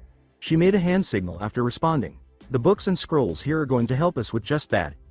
10 Natsumi clones surrounded them a moment later, each of them making their way to a different area of the library. With wide eyes, Naruto whispered, You can make clones, in a tone that was almost incredulous. Natsumi rubbed the back of her head and said, Ah, what of it? She was a little uncomfortable with the boy's admiring gaze. The boisterous boy screamed, Teach me, and a few people jumped at the sudden noise before glaring at the small family as darkly as they could. Shish. Natsumi crouchingly placed her hand over the blonde's noisy mouth and shushed the boy. You have to be very quiet because we are in a library, she said to him in a soft but authoritative whisper. Not wanting to upset his aunt, Naruto nodded despite tilting his head as though he still did not understand why he had to keep quiet. Natsumi took her hand away and went on. Okay, now those weren't normal clones. They are called Kage Bunshin. It means that they are substantial and can carry out tasks just as well as the real me can. I also receive their memories when they are dispelled. The clone technique you learn at the academy is a simple illusion, used to distract your enemy. They cannot perform any tasks as they are not really there, understand so far?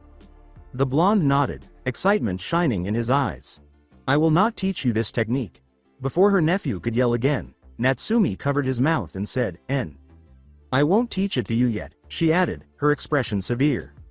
As Natsumi realized she was using the technique far too frequently, she said, While this is a powerful technique, learning it too early on will make you become dependent on it. Her use of it had made her lazy and dependent on her clones to win her battles for her, even though it was one of her best. She could tell Naruto was irritated. I will teach you this technique once you have proven to me that you will use it responsibly and not use it as a crutch. Okay, she said. He was impatient. He desired to become strong now, to learn it now. He was unaware that mastering only the most effective methods truly made one weak. Well, he wasn't aware of it yet. By the time he graduates, Natsumi will have a clear understanding of how being a ninja was not about being ostentatious and well known. Making sure the team returned alive required being cunning and completing the task in the quickest and most straightforward manner. Only near the end of the war, after being given the name Rokudame, did Natsumi herself realize this. Even though she had some of the most potent techniques in the world, she realized that she was much too weak to defend her people. Well, this time would be different. Her clone had gone off to find some taijutsu scrolls and various helpful E and D ranked techniques of each element to help her get stronger and faster. She even sent one to find some advanced chakra control, beginner sealing, and beginner genjutsu. To the best of her ability, she would master each one, then combine them into a formidable fighting style. The real Natsumi went to the library's basics section with Naruto and selected some scrolls on beginner taijutsu and a book on basic chakra control for Naruto. She knew that if they continued on this course, the boy would become far more powerful than she would ever be, but he was still upset with her that he would only be learning stupid beginner stuff. When they reached an abandoned training area, Natsumi made even more clones and trained them all, giving each group a unique scroll. The original then turned to smile at Natuto. She laughed when she saw the blonde eyes light up with excitement. Okay then, Naru. Let's get started. Let's start with fitness. I want you to run around this training field 10 times. Then take a 1-minute break. Follow that up with 50 push-ups, sit-ups, lunges, squats and pull-ups. I want you to repeat this circuit 5 times. As Naruto listened to the strenuous exercise his aunt had prepared for him, his eyes briefly lost their excitement. This was the most work they had ever done at the academy. But determination soon took over. After this, he was going to get really strong.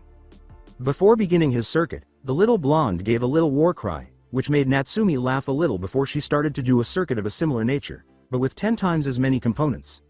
After all, she needed to get in shape, and her clones were definitely not going to be able to assist her with this. After about 2 hours, Naruto passed out from exhaustion, his clothes soaked in perspiration as he struggled to breathe. He was unaffected by the academy workouts, but this was just crazy. About half an hour before Naruto, Natsumi had completed her physical training and was now practicing some advanced katas. Her physical stamina and muscle memory were shot, she realized, because her body had aged 7 years. To be a semi-reasonable Yanin, she would need to put in a lot of effort on those areas. Before approaching Naruto, she gave him 10 minutes to catch his breath. She smiled innocently and asked, "How are you feeling?" with a hint of laughter in her voice. Glaring at his aunt for putting him through that ordeal, the sweat-soaked boy retorted, "Dead. I have never been so tired in my life." "Good," was all the redhead said. She took out the thick book on basic chakra control and said, "That means it's working," ignoring her nephew's bewildered expression. "Now I know that you have already used your chakra before, and you have most likely done some of the exercises in this book, but I want you to go through the first chapter and master the first chakra control exercise listed to my satisfaction. Understood?" Naruto's face just fell at the thought of having to read through the first chapter of that insanely thick book. "Do I have to?" he whimpered, attempting to pacify Natsumi with his blue puppy eyes. The red-headed man straightened up and looked down at Naruto with an unreadable expression, saying, "Yes. I will not tolerate laziness," he said. "Naruto, you'll do this. Probably the most crucial ninja skill you could learn at this stage is this one. Particularly considering that you are a Jinchuriki. If you can't even adequately control your own chakra, you will never be able to control what is sealed inside of you. Kid, don't you feel like you're treating the boy a little harshly?" In the back of her mind, Kurama laughed.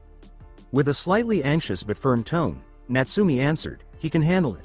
Plus, you can't deny that he needs to learn." Just grinning more broadly, Kurama said, "Very well then, brat, but don't come crying to me when he gives up." "He won't give up, so you say. I know it." It was slow at first, but eventually he picked up a leaf from nearby and started trying to stick it to the palm of my hand with chakra. Natsumi simply smiled at the boy before returning to her training, and Naruto simply looked up at his aunt with mixed emotions before picking up the book and sitting cross-legged under one of the trees surrounding the training ground. He would definitely become strong. After several hours of shouting and swearing that a 10-year-old boy had no business knowing, Naruto finally succeeded in simultaneously attaching a leaf to the palms of both hands. The boy's brow was sweaty and his knees were trembling a little from chakra exhaustion, but he was beaming with triumph as he showed his aunt how far he had come. "Natu-kun, great job." The time traveler exclaimed with a wide smile, ruffling the blonde's hair. "I am proud of you." I mastered it in one day, Datbeo. Naruto grinned even more. He yelled excitedly, jumping up and throwing the leaves in the air. I am awesome. You are indeed awesome, but you have not yet mastered it, Naruto. Turning to face the red-headed boy, the excited boy exclaimed, What do you mean? I followed the book's instructions to adhere them to my hands. I want you to become more proficient than the book suggests. You must eventually be able to pierce them through any part of our body. Natsumi picked up some leaves and twirled them around each of her fingers, causing Naruto's shoulders to slump a little. But that will come later. You did very well today, Naruto, she said, dropping the leaves and dusting off her hands. Next, I want you to work on sticking them to your feet. You will be very strong one day, she said, smiling again. I am proud of you. The praise caused Naruto's eyes to light up once more, and he grinned while pumping his fist in the air. I'll be the Hokage, Datbeo. Everyone will respect me, he shouted, gesturing toward the Hokage mountain. Natsumi laughed at his resolve, saying, Kid, I'm positive about that. You would be a fantastic Hokage. With wide eyes, Naruto said, You think I could pull it off? No, Naruto, I know you could do it, she said, ruffling his hair once more, if you trained hard enough. The boy's features lit up with a small, sincere smile. He rarely took off his mask, even around his recently found aunt. He may still have a long way to go, but his aunt had faith in him, and if she thought he could succeed, then he could. Don't you think you were babying the boy a bit? I was too harsh at first, and now I'm spoiling him. As she stroked the enormous fox's ears, Natsumi laughed and said, Kuma, decide what you want. As long as he doesn't go soft, the fox said with a simple grunt and a shift in head position. Soft vessels irritate me. He is 10 years old. He's soft, of course. Right now, he just needs a little encouragement. Hours later, Natsumi came home. Naruto had been waiting for his aunt to come home after leaving the training ground, and he was beginning to worry just before she staggered through the door. Natsumi appeared completely worn out. Her clothes were torn and filthy, her hair was stuck to her face, and she was barely able to stand. Natsumi. Oba-san? Naruto cried out in concern. When her name was called, Natsumi straightened up. Oh, hey kid. She said wearily, holding the wall upright. I thought you would be sleeping by now. You didn't actually need to stay up. Are you alright? The redhead said. I'm fine, just a little tired. Then her knees suddenly failed and she collapsed to her hands and knees. Oba-san? After a few moments, the female Kyuubi vessel rose from the crouch, stretched out her sore muscles, and went to the kitchen to prepare some instant ramen for the two of them. I'm fine, Naruto, she said, smiling wearily as she took off her scarf. I just forgot about a few of my clones and they all decided to dispel at the same time. She explained, moving to sit on the couch. When a clone dispels, the creator receives its experiences, meaning that I also receive their exhaustion. With bewildered eyes, Naruto just followed his aunt around. Why do you train so hard? Because, she said, tugging at the tie that held her hair up, then exhaustedly running her hand through her red hair. I'm not strong enough. You have more than enough strength. You're a Yanin. I still need to get stronger, but why? Because, I don't want to see any more important people die. What are you saying? The small blonde Jinchuriki asked, tilting his head to one side. Who died? Before clearing away their ramen cups, the redhead merely stared at the blonde, trying to think of a way to explain that everyone she truly knew had passed away. Some of my most precious friends, she said softly. How did they pass away? Natsumi remained motionless, avoiding eye contact with her opponent. Honorably, she said, lowering her head slightly, like true shinobi. As much as she wanted Naruto to stay over again, she knew they were already crossing the line, and a few minutes later, Natsumi walked him back to his apartment. Naruto would have to return to the academy tomorrow, so he couldn't stay away indefinitely, but he would occasionally meet up with Natsumi for meals and training. As they walked, a few people continued to curse at the small blonde, but they quickly fled after receiving death stares full of killing intent from the redhead. It was a slow, relaxed walk, and Natsumi held Naruto's hand the entire time as they talked about their day. Naruto was careful not to mention anything that would make his aunt think about her friends who had died, though, because he did not like the dejected expression she had earlier. Naruto exclaimed, "Whoa," as they walked into his immaculately clean apartment. Natsumi smiled and put a hand on the boy's shoulder, turning him to face her. "But if you let it get that messy again, we will have words," she said, adding, "I sent some clones to clean it up earlier. You get it?" The statement carried a hint of dread even though the redhead's face was smiling and her voice was quiet. Naruto stammered a little as he answered, Hi. His aunt could be quite frightening at times. Though his muscles were sore and exhausted from training, and he had a slight headache from using his chakra so much earlier in the day, Naruto felt good and a little bit stronger as he lay in bed that night, his hands behind his head, staring at his ceiling, thinking back on the eventful day he had. He never once saw his aunt do anything big or showy, even though she had trained for a lot longer and harder than he had. Instead, she seemed to focus on small, seemingly pointless things, like creating a small shock when she touched someone. Why would she want to do that? She was already strong enough to be a Yanin. With a sigh, Naruto shifted to lie beside him. The red-headed Uzumaki was incredibly driven.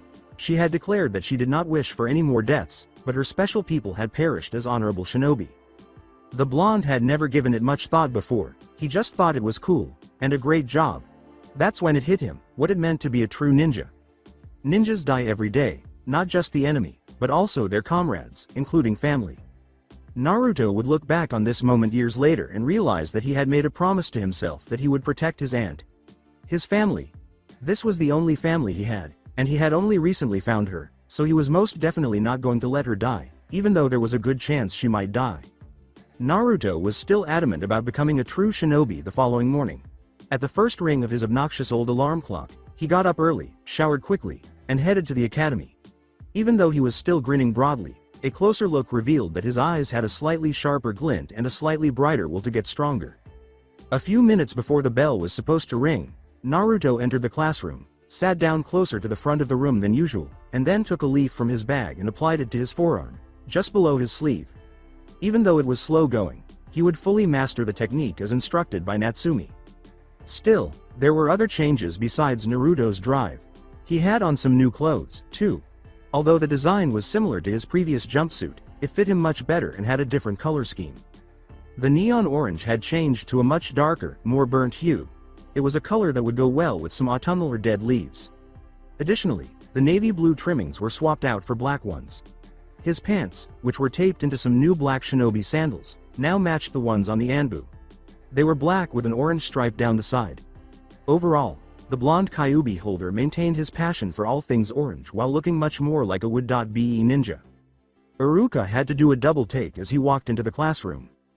The blonde boy initially appeared to be a new student, but a second glance revealed that he was, in fact, Naruto. When the blonde showed up early for class, the scar-nosed teacher was a little taken aback. On a typical day, it was likely that the happy child would arrive at class at least 5 minutes late, upsetting the order he had just managed to establish with the other kids. The young Chunin was also perplexed by the troublemaker's new attire. Naruto cherished his vintage jumpsuit.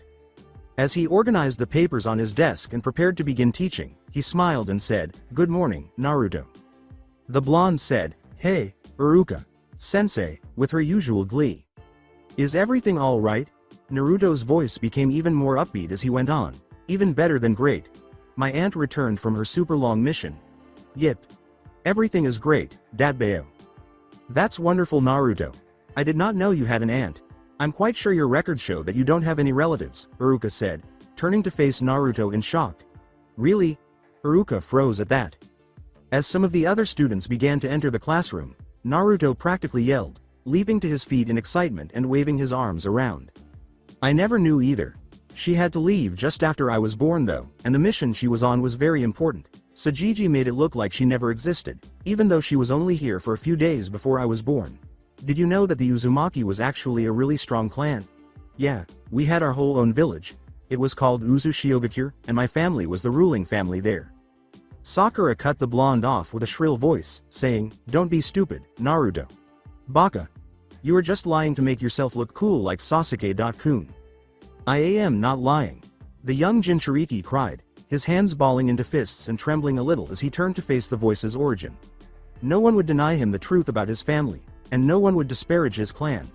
Regardless of how much he liked the girl, she wasn't worth it if she offended his family. The Uzumaki clan was far too great to be so tarnished. All of the kids in the class gave Iruka a startled look when he used his big head.no jutsu to yell, "Quiet, both of you." Because he could see a fight starting. Dismissing the jutsu, he went on, "It is true that there once was a shinobi village called Uzu-Shiogakure. There was also a very strong clan that lived there, called the Uzumaki." He clarified in his lecture voice, softening slightly as he gazed at the young descendant of the Uzumaki, saying, "I never thought you were a direct descendant though, Naruto. The Uzumaki usually have red hair." With his face lowering slightly as he continued his story, Naruto explained, "Yeah, my aunt said I take after my father though. Apparently he was blonde. Natsumi. Obasan has the coolest red hair though." He rubbed the back of his blonde head sheepishly. "But then they were destroyed and my mother and aunt lost touch. My mother thought Natsumi. Obasan died and Natsumi. Obasan was too young to remember my mother, so my aunt was raised in an orphanage, but came here just before I was born and met my mom. It is actually a really long story, but the point is that I do have an aunt. And it's awesome." The prankster concluded with the typical upbeat broad grin on his face.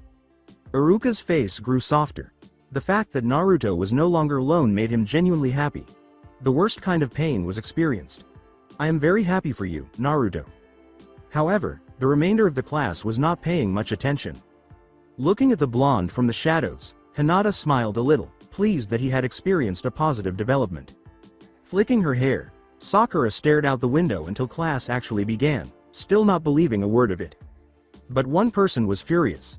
The notion that the Dobi had discovered a relative infuriated Sasuke. There was no way in hell that he would ever find such family. "I'm grateful to that man. Every one of them had died. Given that he was alone, why was the loser permitted to have someone?" With his heart green with jealousy, the raven-haired boy glared at the happy blonde while resting his head on his laced fingers. Natsumi was currently practicing in an abandoned training area while going over some more difficult katas. In front of the memorial stone, she had begun training following the incident, vowing to be strong enough to defend her best friend's counterparts as well as everyone else in the village that was very similar to the one she used to lead but was not. She naturally took a brief respite while Naruto was staying with her, but now that he was at the academy, she was free to indulge. She had lost all of her muscle memory from a lifetime of training, and it had been slow at first.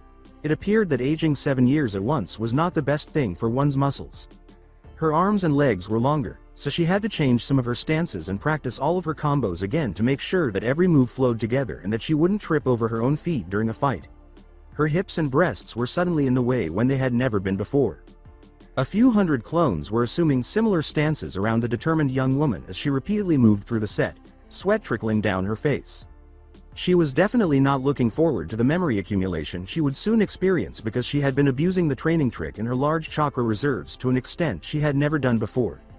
Even though the benefits of training 100 times longer in a typical day were enormous, most people would never want to use the technique because of the headache and fatigue that followed, even if they had the reserves to do so. But she could sense that she was getting better. Using jutsu scrolls she had gathered from the library, her clones were making good progress. Despite the fact that they were relatively minor techniques, she already had some plans to apply them to her regular fighting style. Her style would be something to be afraid of if it succeeded. Natsumi was experiencing a particularly challenging pattern when she was summoned to the Hokage by a pigeon. The redhead muttered a curse. She detested interruptions during her training, and the only man who understood how much she needed to strengthen himself. Why call her now? Furthermore, how on earth did these dumb birds always know where Kami was? Among hundreds of clones, even? Ignoring the furious secretary who was chasing after her, Natsumi stormed through the doors of the Hokage's office. "The time." Traveling Rokudame said softly, "There had better be a good reason for this, Sandame." Natsumi could not care less about the secretary's disrespectful behavior, which nearly caused her to lose her temper. Hiruzen looked around, feeling a little bit of copyright yavu. Another red-haired Uzumaki woman who detested interruptions once lived there. As if he were a mother to his daughter. He dispatched the secretary and said diplomatically, "Ah, Natsumi-chan. I'm glad to see you got the message." The old man took a long drag from his pipe before continuing in a tone that was almost contemptuous. "The council meeting has been set for next week Tuesday. I summoned you for more than one reason, Natsumi. I understand that you hate being interrupted when training, but there are a few things that need to be sorted out still." After hearing that, the Uzumaki froze, shifting her weight to one leg and crossing her arms. "Why so far away? I know you have the power to call for one straight away."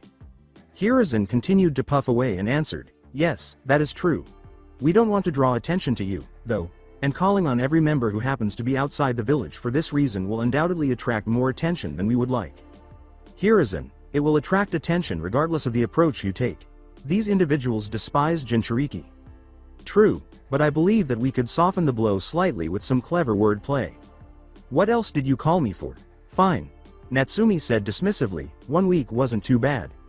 After giving her a brief glance, the elderly man gave her the second reason he had called her. I think it's time for you to begin going on missions. What? Natsumi shouted, a mission? Right now? This was going to ruin everything. It's true that she loved missions when she was younger, but right now she really had to train. You will need money if you decide to adopt Naruto-kun. You must assimilate into the ranks as well. The other shinobi will need to know you personally if you wish to change. It is your responsibility to serve the village, the Sandaime said, looking her in the eye. You are also meant to be a normal Yanin. While trying to maintain a level voice, Natsumi's eye twitched as she said, yes, it is my duty to serve, but I think I can do a better job by training and getting stronger so that we can face the enemies that are coming our way. I always found that shinobi grow stronger on the battlefield than they do on a training ground. Hiruzen. This is not up for discussion, Uzumaki. The Sarutobi said sternly, to receive the mission and meet your team, you must report here at 600 hours tomorrow. Dismissed. Natsumi had not been on a mission for years. Prior to the war, she had essentially just trained, first with the Toads and then with B. It would be an interesting experience. She wondered who her team would be. Who did she know that was around her age in this timeline? Natsumi began preparing for her mission at 5 the following morning. She took a nice, warm shower, changed into her typical ninja attire, tied her hair extra securely, had a quick breakfast, and gathered her supplies before heading out the window. She was a few minutes early at the Hokage's office. The Hokage said, "Good morning, Natsumi-chan," as he greeted her wearily from behind his desk. Natsumi looked at him for a moment before responding, and the lines on his face were getting deeper, and there were dark shadows under his eyes. The man must be under a lot of stress because he had a village to save from an apocalypse after all. Sandaime. Sama, good morning. You look like crap, old man. You really should start looking for a successor, she replied. The elderly man laughed at her blunt remark, saying, but the village does not have a candidate right now, Natsumi-chan. It's really refreshing to have someone who tells you when you look like the dead. Unless you want to be in charge, Rokudame. And assume responsibility for that paperwork. Natsumi merely chuckled. No, thank you. Furthermore, you are aware that I am not qualified to be Hokage. My reign is already over. It's Naruto's turn now. Somehow I knew you would say that.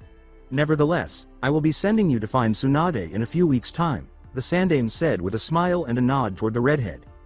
You mentioned that you were able to get her to come back once, but you will need to do it again.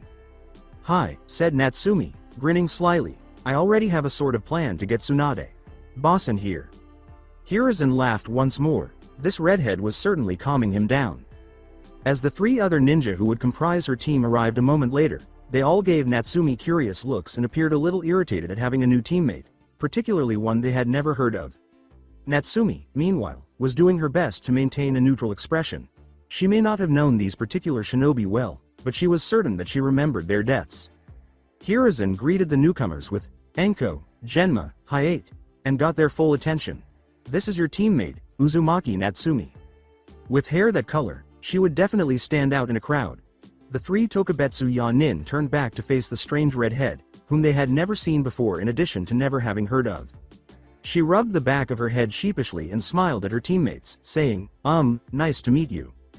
Genma was the first to walk forward, smiling and playing with the senbon in his mouth. He winked at her and said, Nice to meet you, Natsumi-chan. Don't think I've seen you around before. Oh. I have been away on a long-term mission, she said, blushing slightly and smiling shyly, trying not to think about how he would have appeared if he had been cut in 2 and bleeding out. You mean Uzumaki? Eyeing her up and down, Enko walked around her and said, anything to do with the Kyuubi brat? With a kunai at her throat and a furious Natsumi holding her there with icy blue eyes, Enko found herself suddenly against the wall. What the hell, bitch? The woman with the purple hair shouted. After gently growling at the woman, Natsumi merely pushed her against the wall even more. What did you call my nephew? Ignoring the other 2 Tokubetsu Yanin who were aiming their weapons at the snake charmer's neck, she drew her kunai closer and closer. Natsumi, stand down. Natsumi ignored him, her eyes red and her hair going crazy as she whispered into Enko's ear, if you ever talk about Naruto like that again I will kill you. The Sandaime did not say it aloud, but the command those 3 words held was astounding. Uzumaki. With Anko glaring at her and Genma and Hayate both giving her a suspicious look, Natsumi let go of the purple-haired woman and returned to her place. Hiruzen merely gave his temples a cautious rub. Natsumi is the aunt of Naruto-kun. You are aware of the law, Anko, and you are not allowed to talk about Naruto in that way. I also expect you to pay attention the next time I tell you to get down, Natsumi. Does that make sense? Hi, Sandame. Sama. Natsumi crossed her arms and continued to glare at Anko, her eyes returning to their typical blue color. She growled and Anko rubbed her neck, saying, "Hi, hi." The Hokage went on after a tense silence, "Very well. This mission has an A rank. The team leader will be Hayate."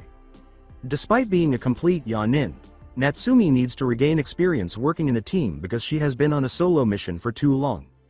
The task is to deliver a simple package.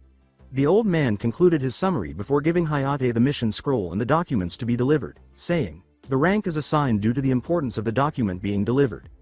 The scroll contains the specifics of the delivery time and location. I anticipate you all returning by dusk. I also anticipate that everyone will return safely.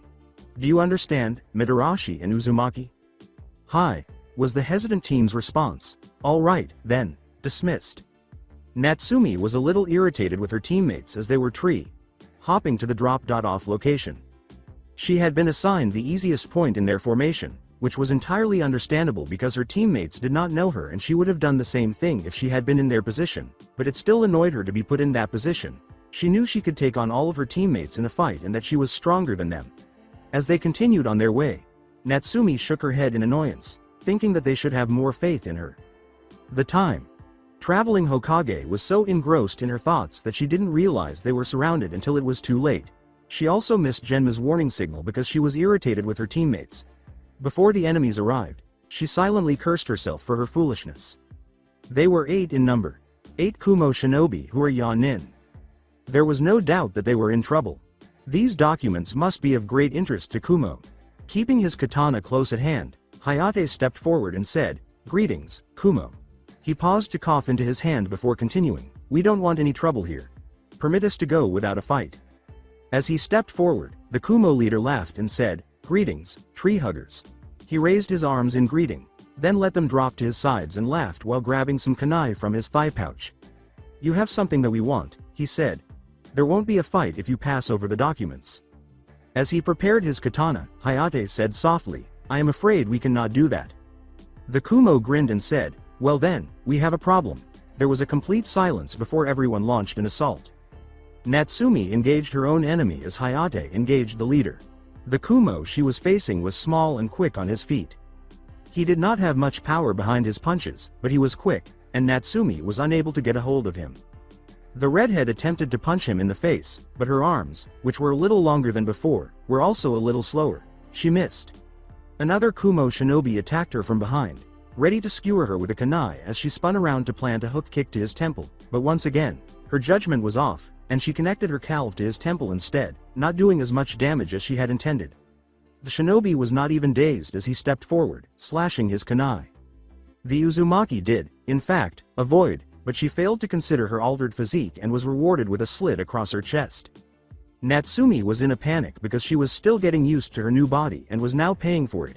She had been training hard, but it was insufficient, and she was weak, unable to even defeat her 2 enemies. The swift and cunning Kumo ninja suddenly grabbed her hair and put a kunai at her throat, whispering into her ear, "Don't move." Hayate, Ganma, and Anko were all in similar situations, and it was entirely her fault. They had noticed that she was struggling to deal with her 2 enemies and had attempted to assist, failing to give their own enemies enough consideration. They hadn't been ready for this. Natsumi had doomed them all because she was too preoccupied with her personal issues to focus on the mission, but if she had simply seen the signal, they could have decided on a plan beforehand. As he observed their pathetic poses, the leader chuckled and said, "You Konoha dogs are too soft. Especially you, Tomato," he said, laughing, his eyes brimming with laughter as he glanced at Natsumi. "You are absolutely worthless. If this is what they call Yanin, then Konoha has really fallen." Red in the eyes, Natsumi said, "What did you just call me?"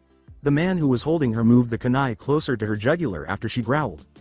With an even bigger smile, the man approached and said, "Two. Ma, two." That was it.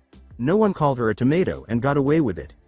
Sending her chakra into her hair, Natsumi caused the part of her hair held by her captor to suddenly harden and spike out, impaling the man's hand. The shinobi jerked in pain, loosening the hold on his kunai and giving Natsumi the freedom to bash her forehead into the leader's nose, breaking it. As he reeled back, Natsumi spun around, delivering a spinning kick to the man whose hand was, for the time being, attached to her hair. His head snapped to the side and the force of her kick would have sent him flying if he was not attached to her. Then she grabbed her ponytail with her left hand and jerked the man forward, delivering a punch straight to his face. At the same time she thrust out her left leg, executing a perfect back kick right underneath another attacker's chin. Releasing her previous captor's hand from her hair, the Uzumaki leapt backward, performing a flip in mid-air, delivering an axe kick to the shinobi that had just attacked her's collarbone, breaking it instantly, along with a few ribs. Using the enemy she had just kicked as a springboard, Natsumi flipped over the enemy behind her, landing in a crouch. She sent out a few kunai. One pierced the man holding Enko's hand, causing him to jerk in pain. A Natsumi clone then stabbed said shinobi in the spleen, having been transported there in the form of a transformed kunai thrown by the original. Just before another Kumo could grab her, Natsumi disappeared in a red blur, appearing directly between Hayate and the man who was attempting to strangle him to death. Natsumi struck the man's chin with her foot, sending him into the air where two clones were waiting to kick him back down to the ground, knocking him out. Enko just stared in shock. The leader was one of the final four enemies who surrounded her, one of whom left a tied up Genma behind to aid in her removal. Natsumi snarled at them as they approached, enticing them in before she abruptly spun around, allowing her hair to spin out around her, hardening the very tip of her hair, turning it into a formidable slicing weapon. The two less experienced Jonin were instantly killed, and the leader and one other leapt back just in time to be ambushed by a waiting Hayate and Genma who had just been set free by Hayate. Enko was still just staring in disbelief as Natsumi stood there with her hair streaming with blood and her eyes returning to their typical blue color. Then, a grin appeared on her face as she approached Natsumi and gave her a playful arm punch. "Ha! When this is all over, you must join us for a drink," the purple-haired Kunoichi said, laughing.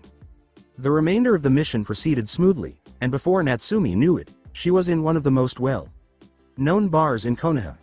With a drink in her hand and surrounded by other Yanin and Tokubetsu Yanin, she couldn't help but chuckle at the way Enko was recounting the story, making her appear like the most worthless Kunoichi at first, and then the most awful Kunoichi at the end. Natsumi merely laughed as the purple-haired Kunoichi whimpered in a slightly slurred voice, "Seriously though, Natsu-chan. You have to teach me how you do that thing with your hair." Natsumi laughed at the affair, saying, "I am sorry, Enko-chan, but a Kunoichi has her secrets." It had been a long time since she had consumed alcohol, and it was quickly getting to her head. The technique was something Jiraiya had taught her during her 3-year training trip, and she had begged the man to teach it to her after she had witnessed him use it once. Using her hair as a weapon was the most awesome thing she could have imagined at the time, and it definitely taught ninjas to never grab her hair in a fight. The fact that a silver-haired ninja had also entered the bar and was staring at her in disbelief, his one visible eye wide as he took in the scene, was completely lost in Natsumi's thoughts. He muttered, "Kashina ne-chan." Then his eye narrowed into a menacing glare, and in an instant Natsumi was pressed against the wall, a kunai at her throat, and a furious Kakashi staring at her with both eyes open. When she saw her old sensei, she froze. The last time she had seen him, he was lying in the mud with a gentle smile on his face after he had taken a deadly jutsu for her. His mask had been destroyed, but only because she had learned to judge the man's moods from a single eye's worth of face. She was not prepared to deal with that same man standing in front of her, alive, holding a kunai to her neck, and utterly furious. He growled, making the kunai nick her neck, saying, "Who the hell are you, and why in Kami's name are you impersonating Uzumaki Kashina?" He snarled, "Who the heck are you?" and made the kunai nick her neck. "And why in Kami's name are you impersonating Uzumaki Kashina?" Natsumi could not speak. She didn't know how to respond. She just stayed there, pressed against the wall, her eyes wide, trying to figure out what was going on. Genma slouched and drew lead. "Oi, Kakashi." The entire bar had essentially stopped to observe the chaos and ask, "Why are you attacking my teammate?" Laughing uncontrollably, Enko recalled how Natsumi had put her in that exact position earlier that day. Still laughing, the purple-haired Kunoichi yelled, "Just don't grab her hair, Hitaki. Let her go, Kakashi," Hayate pleaded quietly. However, Kakashi paid no attention. As Natsumi stumbled to her feet, He demanded even more forcefully, "Who are you?" She finally gasped, "Kushina was my sister." The red-headed man wheezed, gasping for air. "Uzumaki Natsumi, you masked bastard." Genma was now aiming a senbon at Kakashi's throat. "I know you will probably kick my ass for this, Hitaki, but let my teammate go." Genma retreated a little as Kakashi snarled and shot him one of his finest glares over his shoulder. Nevertheless, it also helped the silver-haired prodigy realize how many people were observing them. He gave the red-headed Uzumaki one last shove. Kushina's family died in Uzu. Desperate to find a way to share her story, Natsumi rubbed her bruised neck. Uzumaki scowled as she pulled her fingers back to examine the small amount of blood that was on them. In fact, Kakashi was close to both her parents. She would need to exercise caution. Raising her blue eyes to Kakashi's mismatched ones, she wiped her hand clean on her pants. "Kushina thought I had died that day." She softly added, "It was only years later, just before she gave birth to her son, that we reunited." Kakashi took a step forward. He was intimidating because he was a head taller than she was. "How do you know she had a son?" "I was here that night." The time traveler screamed, "I'm her sister, you idiot. If you were here, why did I not know about you?" Natsumi jabbed him on the chest with her index finger and demanded, "Why in Kami's name would you care about Kushina's affairs? Who the heck are you?" She had inquired of the Sandame how the story would be presented to Kakashi. Fortunately, the week before Kushina gave birth, the Hitaki were assigned a different mission that did not require them to care for the Yondaime's expectant secret wife. Following the passing of his teammates, Kakashi had also been extremely aloof during that time. Technically, it should be simple to persuade him that he had just missed it. He whispered, "Hitaki Kakashi," with a threat in his voice. "Oh, so you are the bastard she wanted me to meet so badly then?" Natsumi responded in a neutral tone, raising an eyebrow as if she didn't understand why that would be even remotely threatening. Kakashi became motionless. Natsumi mockingly threw quotation marks in the air at the last line. "Nay. Chan desperately wanted me to meet the wonderful Kashi.kun." Natsumi secretly felt immensely thankful that her father had brought up the nickname when he was resurrected. "She was quite fond of you, you know." He thought it was hilarious that Kashi.kun was Naru Chan's sensei and had been making fun of a red-faced Kakashi sensei at that time. The light red dusting on Kakashi's cheeks was nearly hidden by his mask as he snarled, "She never mentioned you." Natsumi regarded Kakashi as the most foolish person she had ever encountered, and she said, "Because she thought I was dead, you dolt." What made Kakashi sensei such a jerk during this period? "Well then, why didn't I meet you the day you came to Konoha?" As though explaining things to the man was the most difficult thing to do, the redhead brushed her bangs out of her face before responding, "You were off on a mission at first, I believe." She then leveled her icy blue eyes with his. "This had to be done, even though it would be below the belt. After that you were just too caught up in the memory of your dead teammates to care about my sister or her invitations to come visit." The Hitaki recoiled in disbelief. She never mentioned the visit was to meet a sister, it was always just normal ramen invitations. With a wave of her hands in the air, Natsumi declared, "It was supposed to be a surprise, you masked bastard." As if it were something so obvious. Natsumi crossed her arms, shifted her weight to one leg, and looked at Kakashi with a raised eyebrow before huffing on. "When you did not come, she settled for introducing you after her son was born. Well, you know how that turned out." In fact, Kakashi was now trembling with rage. How dare she talk to him in such a way about Kushina? He asked the redhead, "Where is your proof?" "What?" she asked him, both hands on her hips. Her expression was too similar to that of an extremely irate Uzumaki Kushina. "My hair and resemblance is not enough to convince you that I'm her sister? Fine, go speak to the Hokage, he knows everything," she said. As he shrugged off the unwanted memories, Kakashi squared his shoulders and said, "I will do just that. But first tell me, where have you been since then? I have never seen you around the village." Natsumi merely adjusted her weight and then calmly responded, "Long-term mission. Hokage Sama will explain it to you. I only returned a few weeks ago." Missing the angry flash in the redhead's blue eyes, Kakashi responded calmly, "I will be checking up on this with Sandame." "Sama." He was about to leave when her voice called him back. She approached him and managed to look extremely intimidating for someone so much shorter than him. "You do that. But before you do, explain to me," she demanded, pushing the Hitaki with enough force to cause him to stagger backward a few steps. "Where the hell were you when Kushina's son needed you?" she asked. Around the packed bar, murmurs resumed. Kushina and her husband treated you like a son, and how did you repay them? By leaving their son to the dogs? Natsumi gulped as she glared at the silver-haired man she always respected. Just when it seemed like the fight was over, it had resumed. Before storming out of the bar and vanishing in a red blur, she leaned in to whisper in his ear, "Minato would turn in his grave if he could see how you have disrespected his legacy." Everyone stared at the enraged copycat ninja during a brief period of silence. When the redhead leaned in to whisper something, his eyes widened, but they were soon replaced by a look that most people never see twice. Sarutobi Hiruzen was completing the last of his day's tiresome paperwork. It was difficult to prepare to implement all the changes that Rokudame, the time traveler, had essentially demanded. For instance, redesigning the academy was a difficult task. The most annoying aspect of the entire process was probably having to ask the feudal lord for permission. The advisors were more concerned with the capital they would lose than with the survival of a single small village, even if it was a ninja village, and the strange man was rarely able to make decisions on his own. A completely new curriculum would then need to be developed after informing the teachers. Additionally, he would need to quietly inform the council that the changes would be implemented, denying them any opportunity to object. That would most likely cause as much trouble as the feudal lord. With his elbows resting on his ancient wooden desk, the aging professor sighed deeply and rubbed his temples. He was aware that he was growing too old to put up with any of these irritations any longer. He would much rather be lounging with his family in his final years. Observing his grandson's development. "I hope to see his youngest son find love."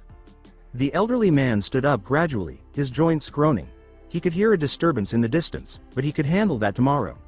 He would wager everything he had saved that in the morning, a report on the incident would be on his desk, and several more piles of documents. To a Hokage, paperwork was as important as ironing for a housewife. Endless and incredibly unsatisfying. The professor began to feel a slight sense of dread as the noise got louder and louder. He suddenly felt as though his bed would have to wait a few more hours. Not letting the other person bother the Hokage, he could now hear one of the night guards arguing with someone. An irate silver-haired man ignored the guard's attempts to stop him, and the door suddenly flew open anyhow. "Sandame Sama!" snarled the elite Jonin, pushing the poor Chunin guard so hard that he thumped against the opposite wall and remained in that position. Hiruzen sighed. "Why are you attacking my Chunin, Kakashi? There would be more paperwork as a result of this. Even so, the Chunin ought to be a little more resistant to blacking out." "Sandame Sama, there is an imposter in the village impersonating Uzumaki, Kushina's sister. I tried to confront her but..." "Gigi. Kakashi might be..." "Oh," a fresh voice from the window's direction cut through the Hitaki. Natsumi was enjoying the refreshing night air while perched on the windowsill. The two Jonin exchanged glances. The Uzumaki rubbed the back of her neck and giggled sheepishly. "Ah, oops. I'm a bit too late." From where Kakashi stood, glaring at the time traveler, a low growl could be heard. With another sigh, Sarutobi returned to his harsh office chair. He had no intention of returning home anytime soon. "Kakashi," began the elderly man, with his elbows back on the hard desk surface and his head between his hands. "Sit down and calm down. Natsumi, come in and close the window." Natsumi and Kakashi followed instructions. Natsumi in a nearly guilty manner, and Kakashi in a frustrated one. To be honest, she had hoped for a better outcome. Really, the elderly man didn't need any more anxiety. Looking at them from over his interlaced fingers, he said softly, "I am going to sort this out quickly. You two can clear up the small details later." With his hand raised to prevent the copy ninja from interrupting, the Hokage said, "Kakashi, to the man. Natsumi really is Kushina's sister. She arrived in Konoha just before the Kyuubi attack. Kushina had previously thought her sister had died. After arriving in Konoha, Natsumi and Kushina got along very well despite not really knowing each other.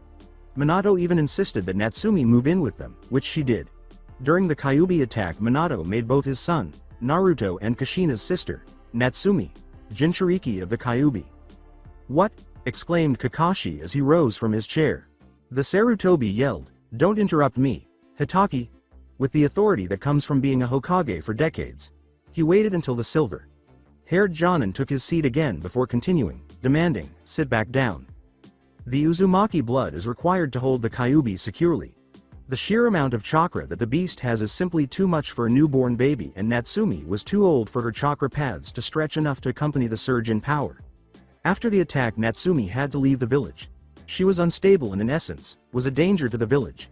She left with Jiraiya that very night to gain control of the Kyuubi and train to become a kunoichi. Natsumi writhed in her chair at this. Her acting abilities secretly impressed the Sandaime. As he listened to the lies, the present Naruto would have been sitting there twitching and staring out the window, looking suspicious, but Natsumi lowered her head at the perfect time, appearing to be grieving the loss of her sister. As though recalling how Minato welcomed her into the family, she sheepishly brushed the back of her head, as if she were embarrassed to have to leave her nephew alone. She wriggled in her seat when he brought up her departure. She certainly possessed the abilities required to be a successful Hokage. Her refusal to accept the mantle was truly unfortunate. Sarutobi let out a mental sigh before completing his justification.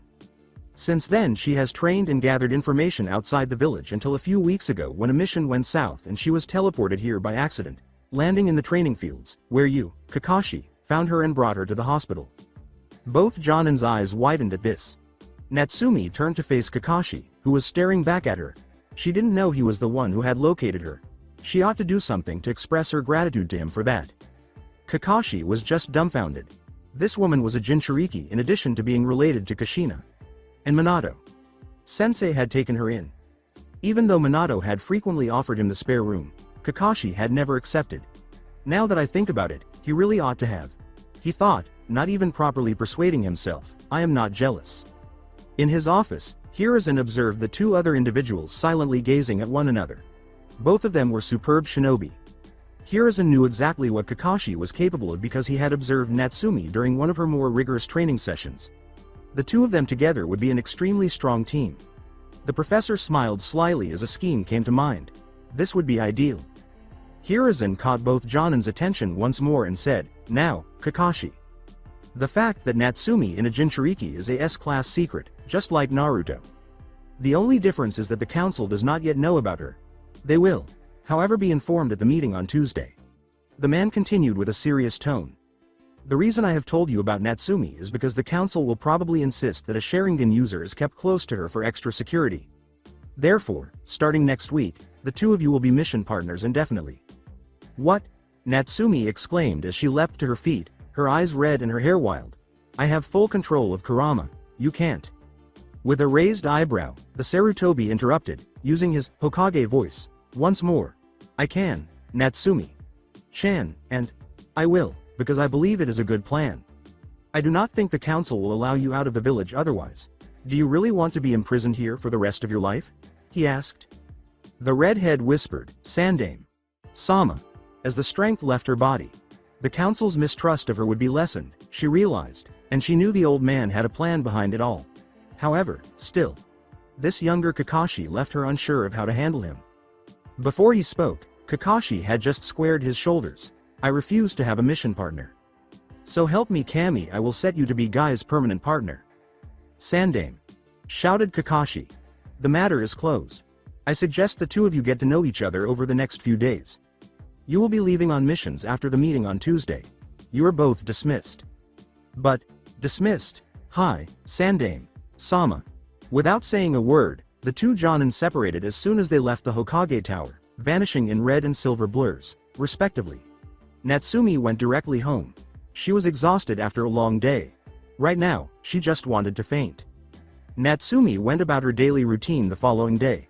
After creating roughly 1,000 clones at the training grounds, she began training. While half of her clones were positioned around Natsumi, waiting for orders, the other half were practicing the techniques from various scrolls. Okay guys, listen up. The initial instructed her residual clones. I need to get stronger faster.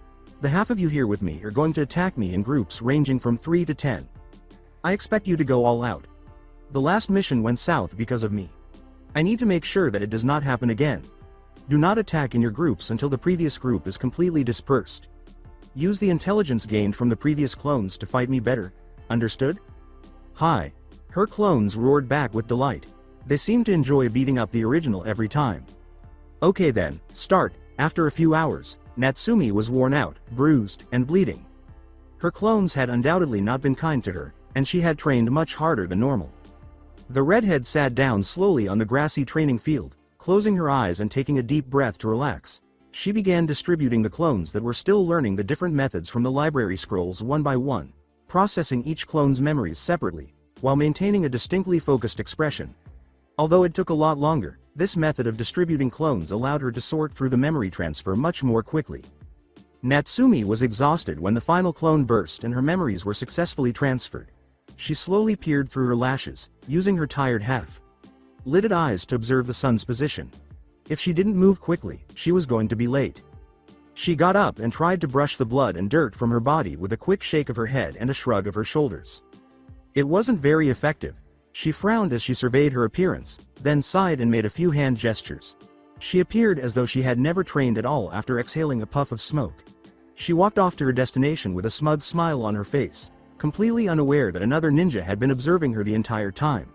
However, this specific ninja was a highly renowned assassin and was well versed in staying undetected. Kakashi felt bewildered and irritated. The woman from Uzumaki had spent the entire day in training.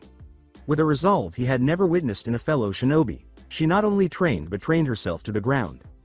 Yes, some shinobi, like Guy, trained diligently. However, this was a unique situation. Regardless of how many times she was beaten by her clones, the woman simply continued. She was also employing Kage, Bunshin, an extremely advanced technique. As if it didn't exist. And she was learning very basic techniques with them. She ought to have learned these as a genin. Easy party tricks, nearly. Naturally, having a variety of techniques was always helpful, but the one she had been concentrating on the most was producing a tiny shock at her fingertips. The key word here is small.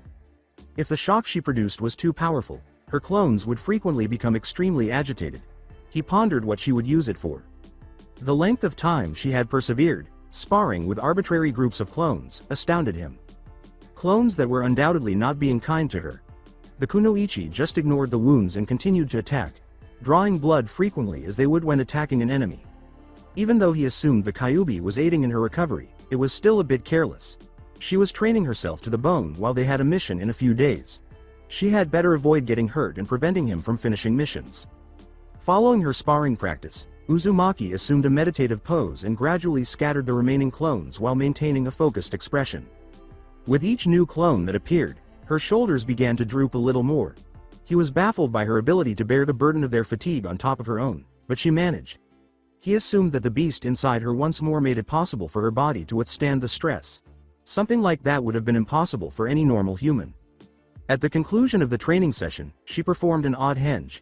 In a ninja village, it was unnecessary to conceal the fact that she appeared to be dead. He thought she was going to go get something to eat or take a shower at home, so he followed her as she left. However, he was a little taken aback when she paused outside the academy building and sat on the swing. Why had she come here? Children were finally released from the prison. Like classrooms, as a bell rang a short while later, and they rushed out the doors. Kakashi stood up from her seat on the swing and watched with interest as the Uzumaki woman's eyes smiled. Kakashi scowled, absorbing the strange smile but quickly forgetting it. A few moments later, a blonde boy with a lot of energy ran up to the redhead and tightly hugged her around the waist, ignoring the woman's slight wince as he aggravated some of her hidden wounds. As she inquired about his day, the woman ruffled his hair and laughed. The little boy proceeded to describe his day with the brightest smile the silver-haired Jonin had ever seen. How he was going to be strong and become the Hokage, how he was going to defend his aunt in the future, how the classes were dull and his classmates were annoying. As he continued to tell the Uzumaki woman about his day, the child did not appear to notice that the redhead stilled for a brief moment. Only then did Kakashi give the blonde a serious look. He had deliberately avoided giving the boy a proper look, even though he knew exactly who the brat was when he ran out of the academy towards his aunt. He resembled his father exactly, bright blue eyes and blonde hair. But he shared his mother's loud voice and contagious laugh, seeing Kushina-chan and Minato. Sensei inside of him was difficult to comprehend because he knew they were both dead. He stared at the boy, and his eyes hardened. Why did the brat have to resemble Sensei so much? It was mean. He could only see the boy's father whenever he glanced at the child. When he could stand it no longer, Kakashi left the redhead and her blonde nephew alone and made his way to the memorial stone. For several minutes, he stood there, his jaw clenched, reading the names of Minato and Kushina repeatedly while he stared at the black stone, recalling the time when they were still living. He then squared his shoulders and grinned, the same eye smile that Natsumi had earlier flashed. With his hands in his pockets in a slouched stance, he addressed his beloved people, saying, "So, Sensei, Obito, Rin, Kushina-chan. Sorry I'm late. I was on my way here when I got distracted by a strange red vixen sitting on a swing. As Natsumi hobbled home from a lengthy training session with Kakashi, she cursed, "Stupid rain." They would soon be expected to go on missions together, and the council meeting was set for tomorrow. As a result, they would need to be able to collaborate. It was easier said than done, though. Natsumi waited for Kakashi to arrive for 3 hours before the session began. It should come as no surprise, but waiting for her mission partner in the chilly, overcast weather they were having today was still a little annoying. While she waited for the masked ninja to arrive, she made some clones and went to train. Yo! Every clone halted their activities to give the Hokage the most ominous look they could manage, and the training fields fell silent. With venom in her voice, the nearest clone said, "You're late." The elite ninja simply shrugged his shoulders without saying anything. All Natsumi did was sigh. Let's just get started. Natsumi had never had a worse training session than the one that followed. She believed they could collaborate effectively. In her previous timeline, they had undoubtedly formed a strong team, but now, it was all wrong. Her Kakashi-sensei was not him. He had a different vibe about him. He was much more somber, serious, and uncommunicative. None of the jokes she was accustomed to hearing came from him. He didn't engage in small talk either. They participated in some team building exercises and learned about each other's fighting styles, but they were all but a complete failure. They just did not have the same fighting style. He moved with little waste and was slick and calculating. Every method is executed flawlessly for optimal effectiveness. Hers was untamed and erratic, frequently taking significant chances to approach her assailant, leaving the Kyuubi to handle any injuries she might sustain. While each style had advantages, Natsumi's was far more flawed than Kakashi's. After about an hour, he asked, his disapproval of her abilities evident in his voice, "How could you possibly be a Jonin? Your taijutsu is appalling." Natsumi flipped her dripping wet fringe out of her eyes and snapped back, "Well, I'm sorry, Mr. I am. Perfect, I don't live up to your standards." From that point on, it did not improve, because Uzumaki's style revolves around having the Rasengan ready to plunge into her opponent's face. She was unable to use it at the moment because doing so would raise too many questions. Additionally, since Natsumi had not yet signed the Toad contract, she was unable to use Senjutsu and was completely unaware of the potential consequences of attempting to absorb nature chakra. The wet red head continued to murmur softly as she made her way up the stairs of her apartment complex. As her clammy, cold hands turned the knob of her apartment door, she felt completely exhausted. With a sigh, she walked into her apartment and slammed the door. She was a pitiful Jonin excuse. Kakashi was correct. Even with her intense training, it was insufficient. In her own, she was unable to train. She needed someone, like her Jiraiya or perhaps even her Kakashi Sensei, to be completely honest with her about her shortcomings and point out what she was doing incorrectly. She would have to get a trainer, or at least a suitable sparring partner, from the Sandaime. Given that he had trained the Sannin, perhaps the elderly man himself could lend her a hand. This was absurd. He had no reason to be even slightly anxious because she was his aunt, but what if she was occupied? What would happen if she didn't want to see him today? They probably had a ton of things to do every day, and she was a Jonin. With hesitation, the blond boy held up his hand and knocked gently. His aunt was halfway through some instant ramen when the door opened a few seconds later. She had her hair up in a bright orange towel, as if she had just gotten out of the shower. The older Uzumaki smiled and said, "Naru-chan," as she noticed her nephew standing at the door. "Come on in. I just made ramen, do you want any?" Naruto felt a sense of relief. What was going through his mind? She was his aunt, after all, his family. He shouldn't have been so shy. She had even mentioned adopting him a few times. The tiny Kyuubi vessel practically yelled with delight, "Hi, Natsumi Obasan," before he bounded into the apartment. "Do you have any miso flavored? That's my favorite." Natsumi laughed and shut the door. "Of course, Naru-chan. It's the best flavor there is." After about 3 minutes, both Uzumakis were sitting on the couch with happy smiles, savoring their freshly prepared ramen. With his mouth full, Naruto exclaimed, "Nay Obasan, I mastered that leaf exercise all over my body. And the next one that makes them spin." The blonde made a circular motion with his chopsticks as he explained, his eyes wide. Natsumi slapped him across the forehead for his poor table manners, but a proud smile lit up her face. "That's amazing, Naru. Could you show me?" Naruto exclaimed, "Sure," and spat ramen all over the couch, receiving a stern look and a twist of his ear before apologizing and offering to clean up the mess. Natsumi said softly as the 10-year-old cleaned up the mess, "Well done, Naruto. You must have worked really hard. Naruto pulled a leaf out of his pocket and stepped away from his aunt, saying, hee hee. Well, it wasn't that bad. I just practiced every day. After that, he demonstrated to her how he could apply the technique to different parts of his body, concluding with the soles of his feet. The spinning one was a bit harder than the first though, but I got it eventually. I am really proud of you, Naruto. Well done. Naruto's expression brightened with joy. To have someone proud of you was incredibly satisfying. To hear it again, he would undergo 10 times as much training. His eyes were bright with anticipation as he asked, so can you teach me that solid clone technique now? Natsumi gave a firm no before heading to the kitchen to begin washing the dishes. Naruto followed her, carrying his own bowl and setting it on the counter, asking, but why? Because if I teach it to you now you will simply rely on it. You need to know the basics first, Natsumi said with a sigh as she picked up his bowl and cleaned it before putting it aside. But Obasan. Naruto. The little blonde drooped his shoulders in surrender. He lowered his head and muttered, hi hi. After a moment, the Uzumaki woman said, I don't mind helping you with the Kawarimi or Henge no Jutsu though. With the saddest eyes he could muster, Naruto gazed up at her, but those are boring. His aunt laughed. They may seem boring, Naruto, but it's better to know some boring techniques than to get skewered on the battlefield because you couldn't get out of the way in time.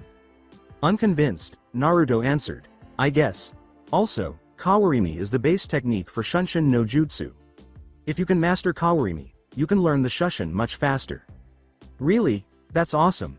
With a mischievous twinkle in her vivid blue eyes, Natsumi promoted the transformation technique by saying, and Henge could be of great use for some epic pranks. Naruto merely gave her a foxy smile in return. Iruka-sensei was clueless about what lay ahead for him. About an hour later, as the small family unwinded in the living room before going to bed, Naruto said, what is that, Obasan? Natsumi turned a page and said, that is my beginner's Fuinjutsu book.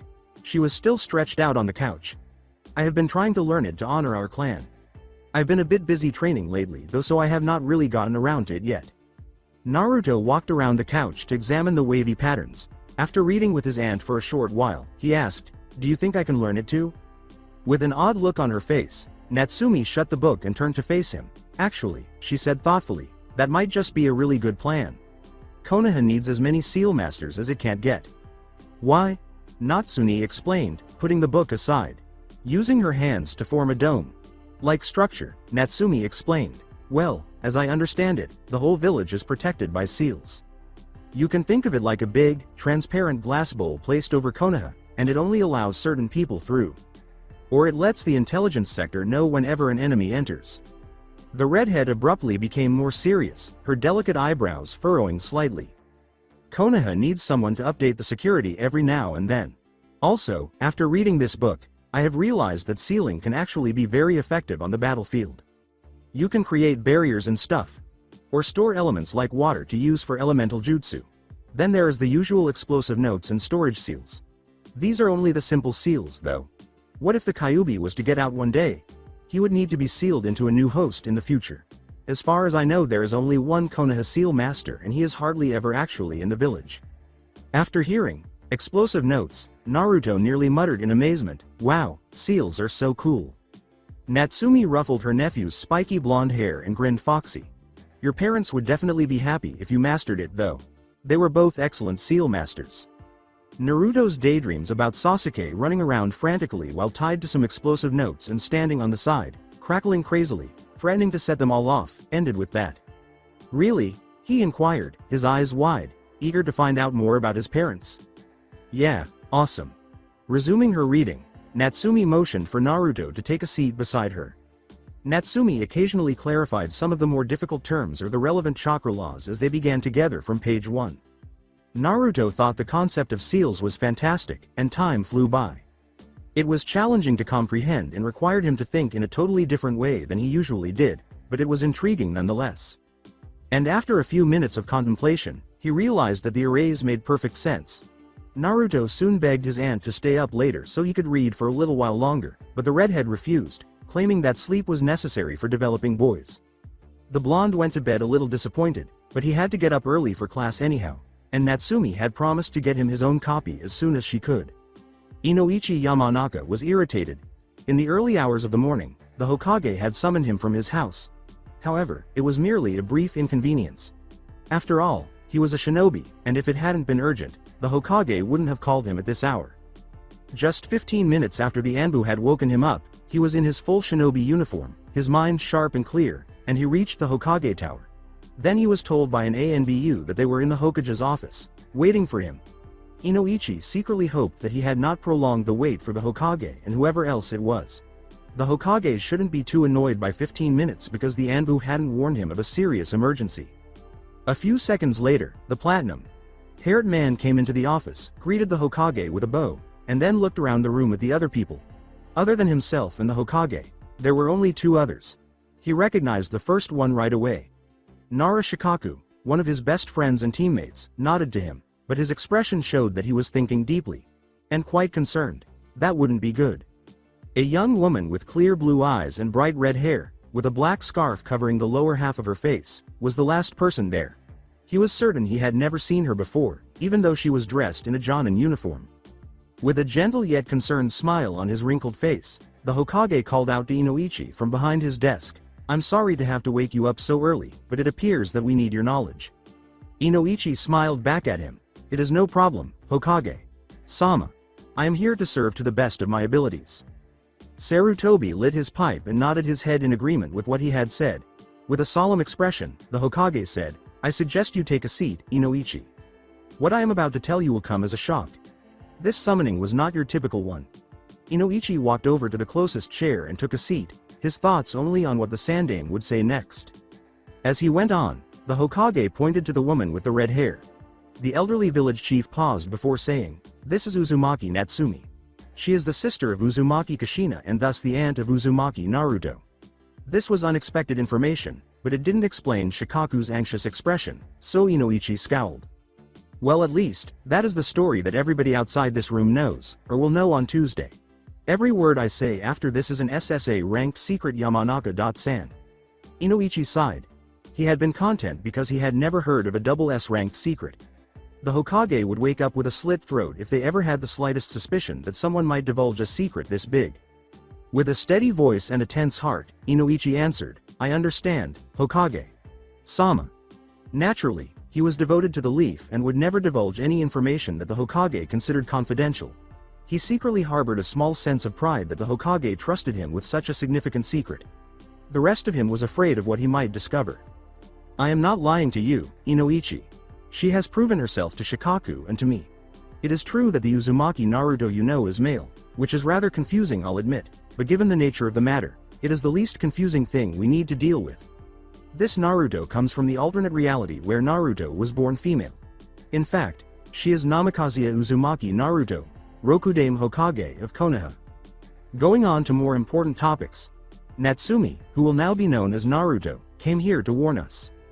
The perils and threats in the future she came from ultimately resulted in the fall of all 5 shinobi nations.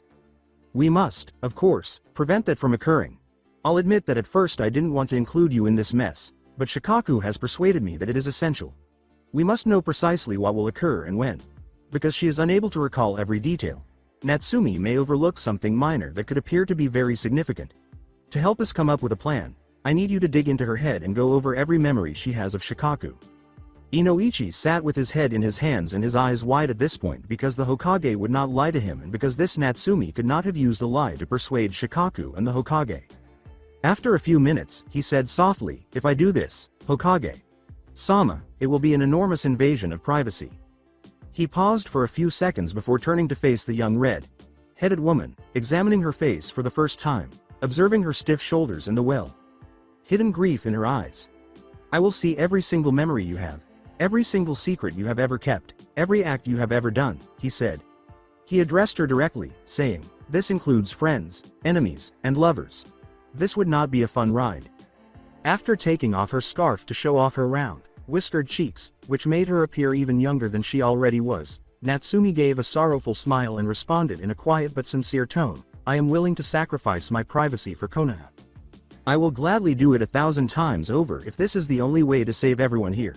But you have to keep in mind what the Sandame said earlier, Inoichi-san. You have never seen anything like the place I come from. Everybody is dead, and the war was extremely brutal. If she was actually Uzumaki Naruto's counterpart, she would be a Jinchuriki, And it would be extremely risky for him to enter her. Minda the Beast could easily tear his mind to pieces if he was not careful, but since this girl was brave, he would also be. What he saw in her mind would likely scar him for life. He straightened his stance and took a reassuring breath before turning to face the Hokage. Very well, let's get started. That's it for today. I hope you guys enjoyed this great story. See you in the next one.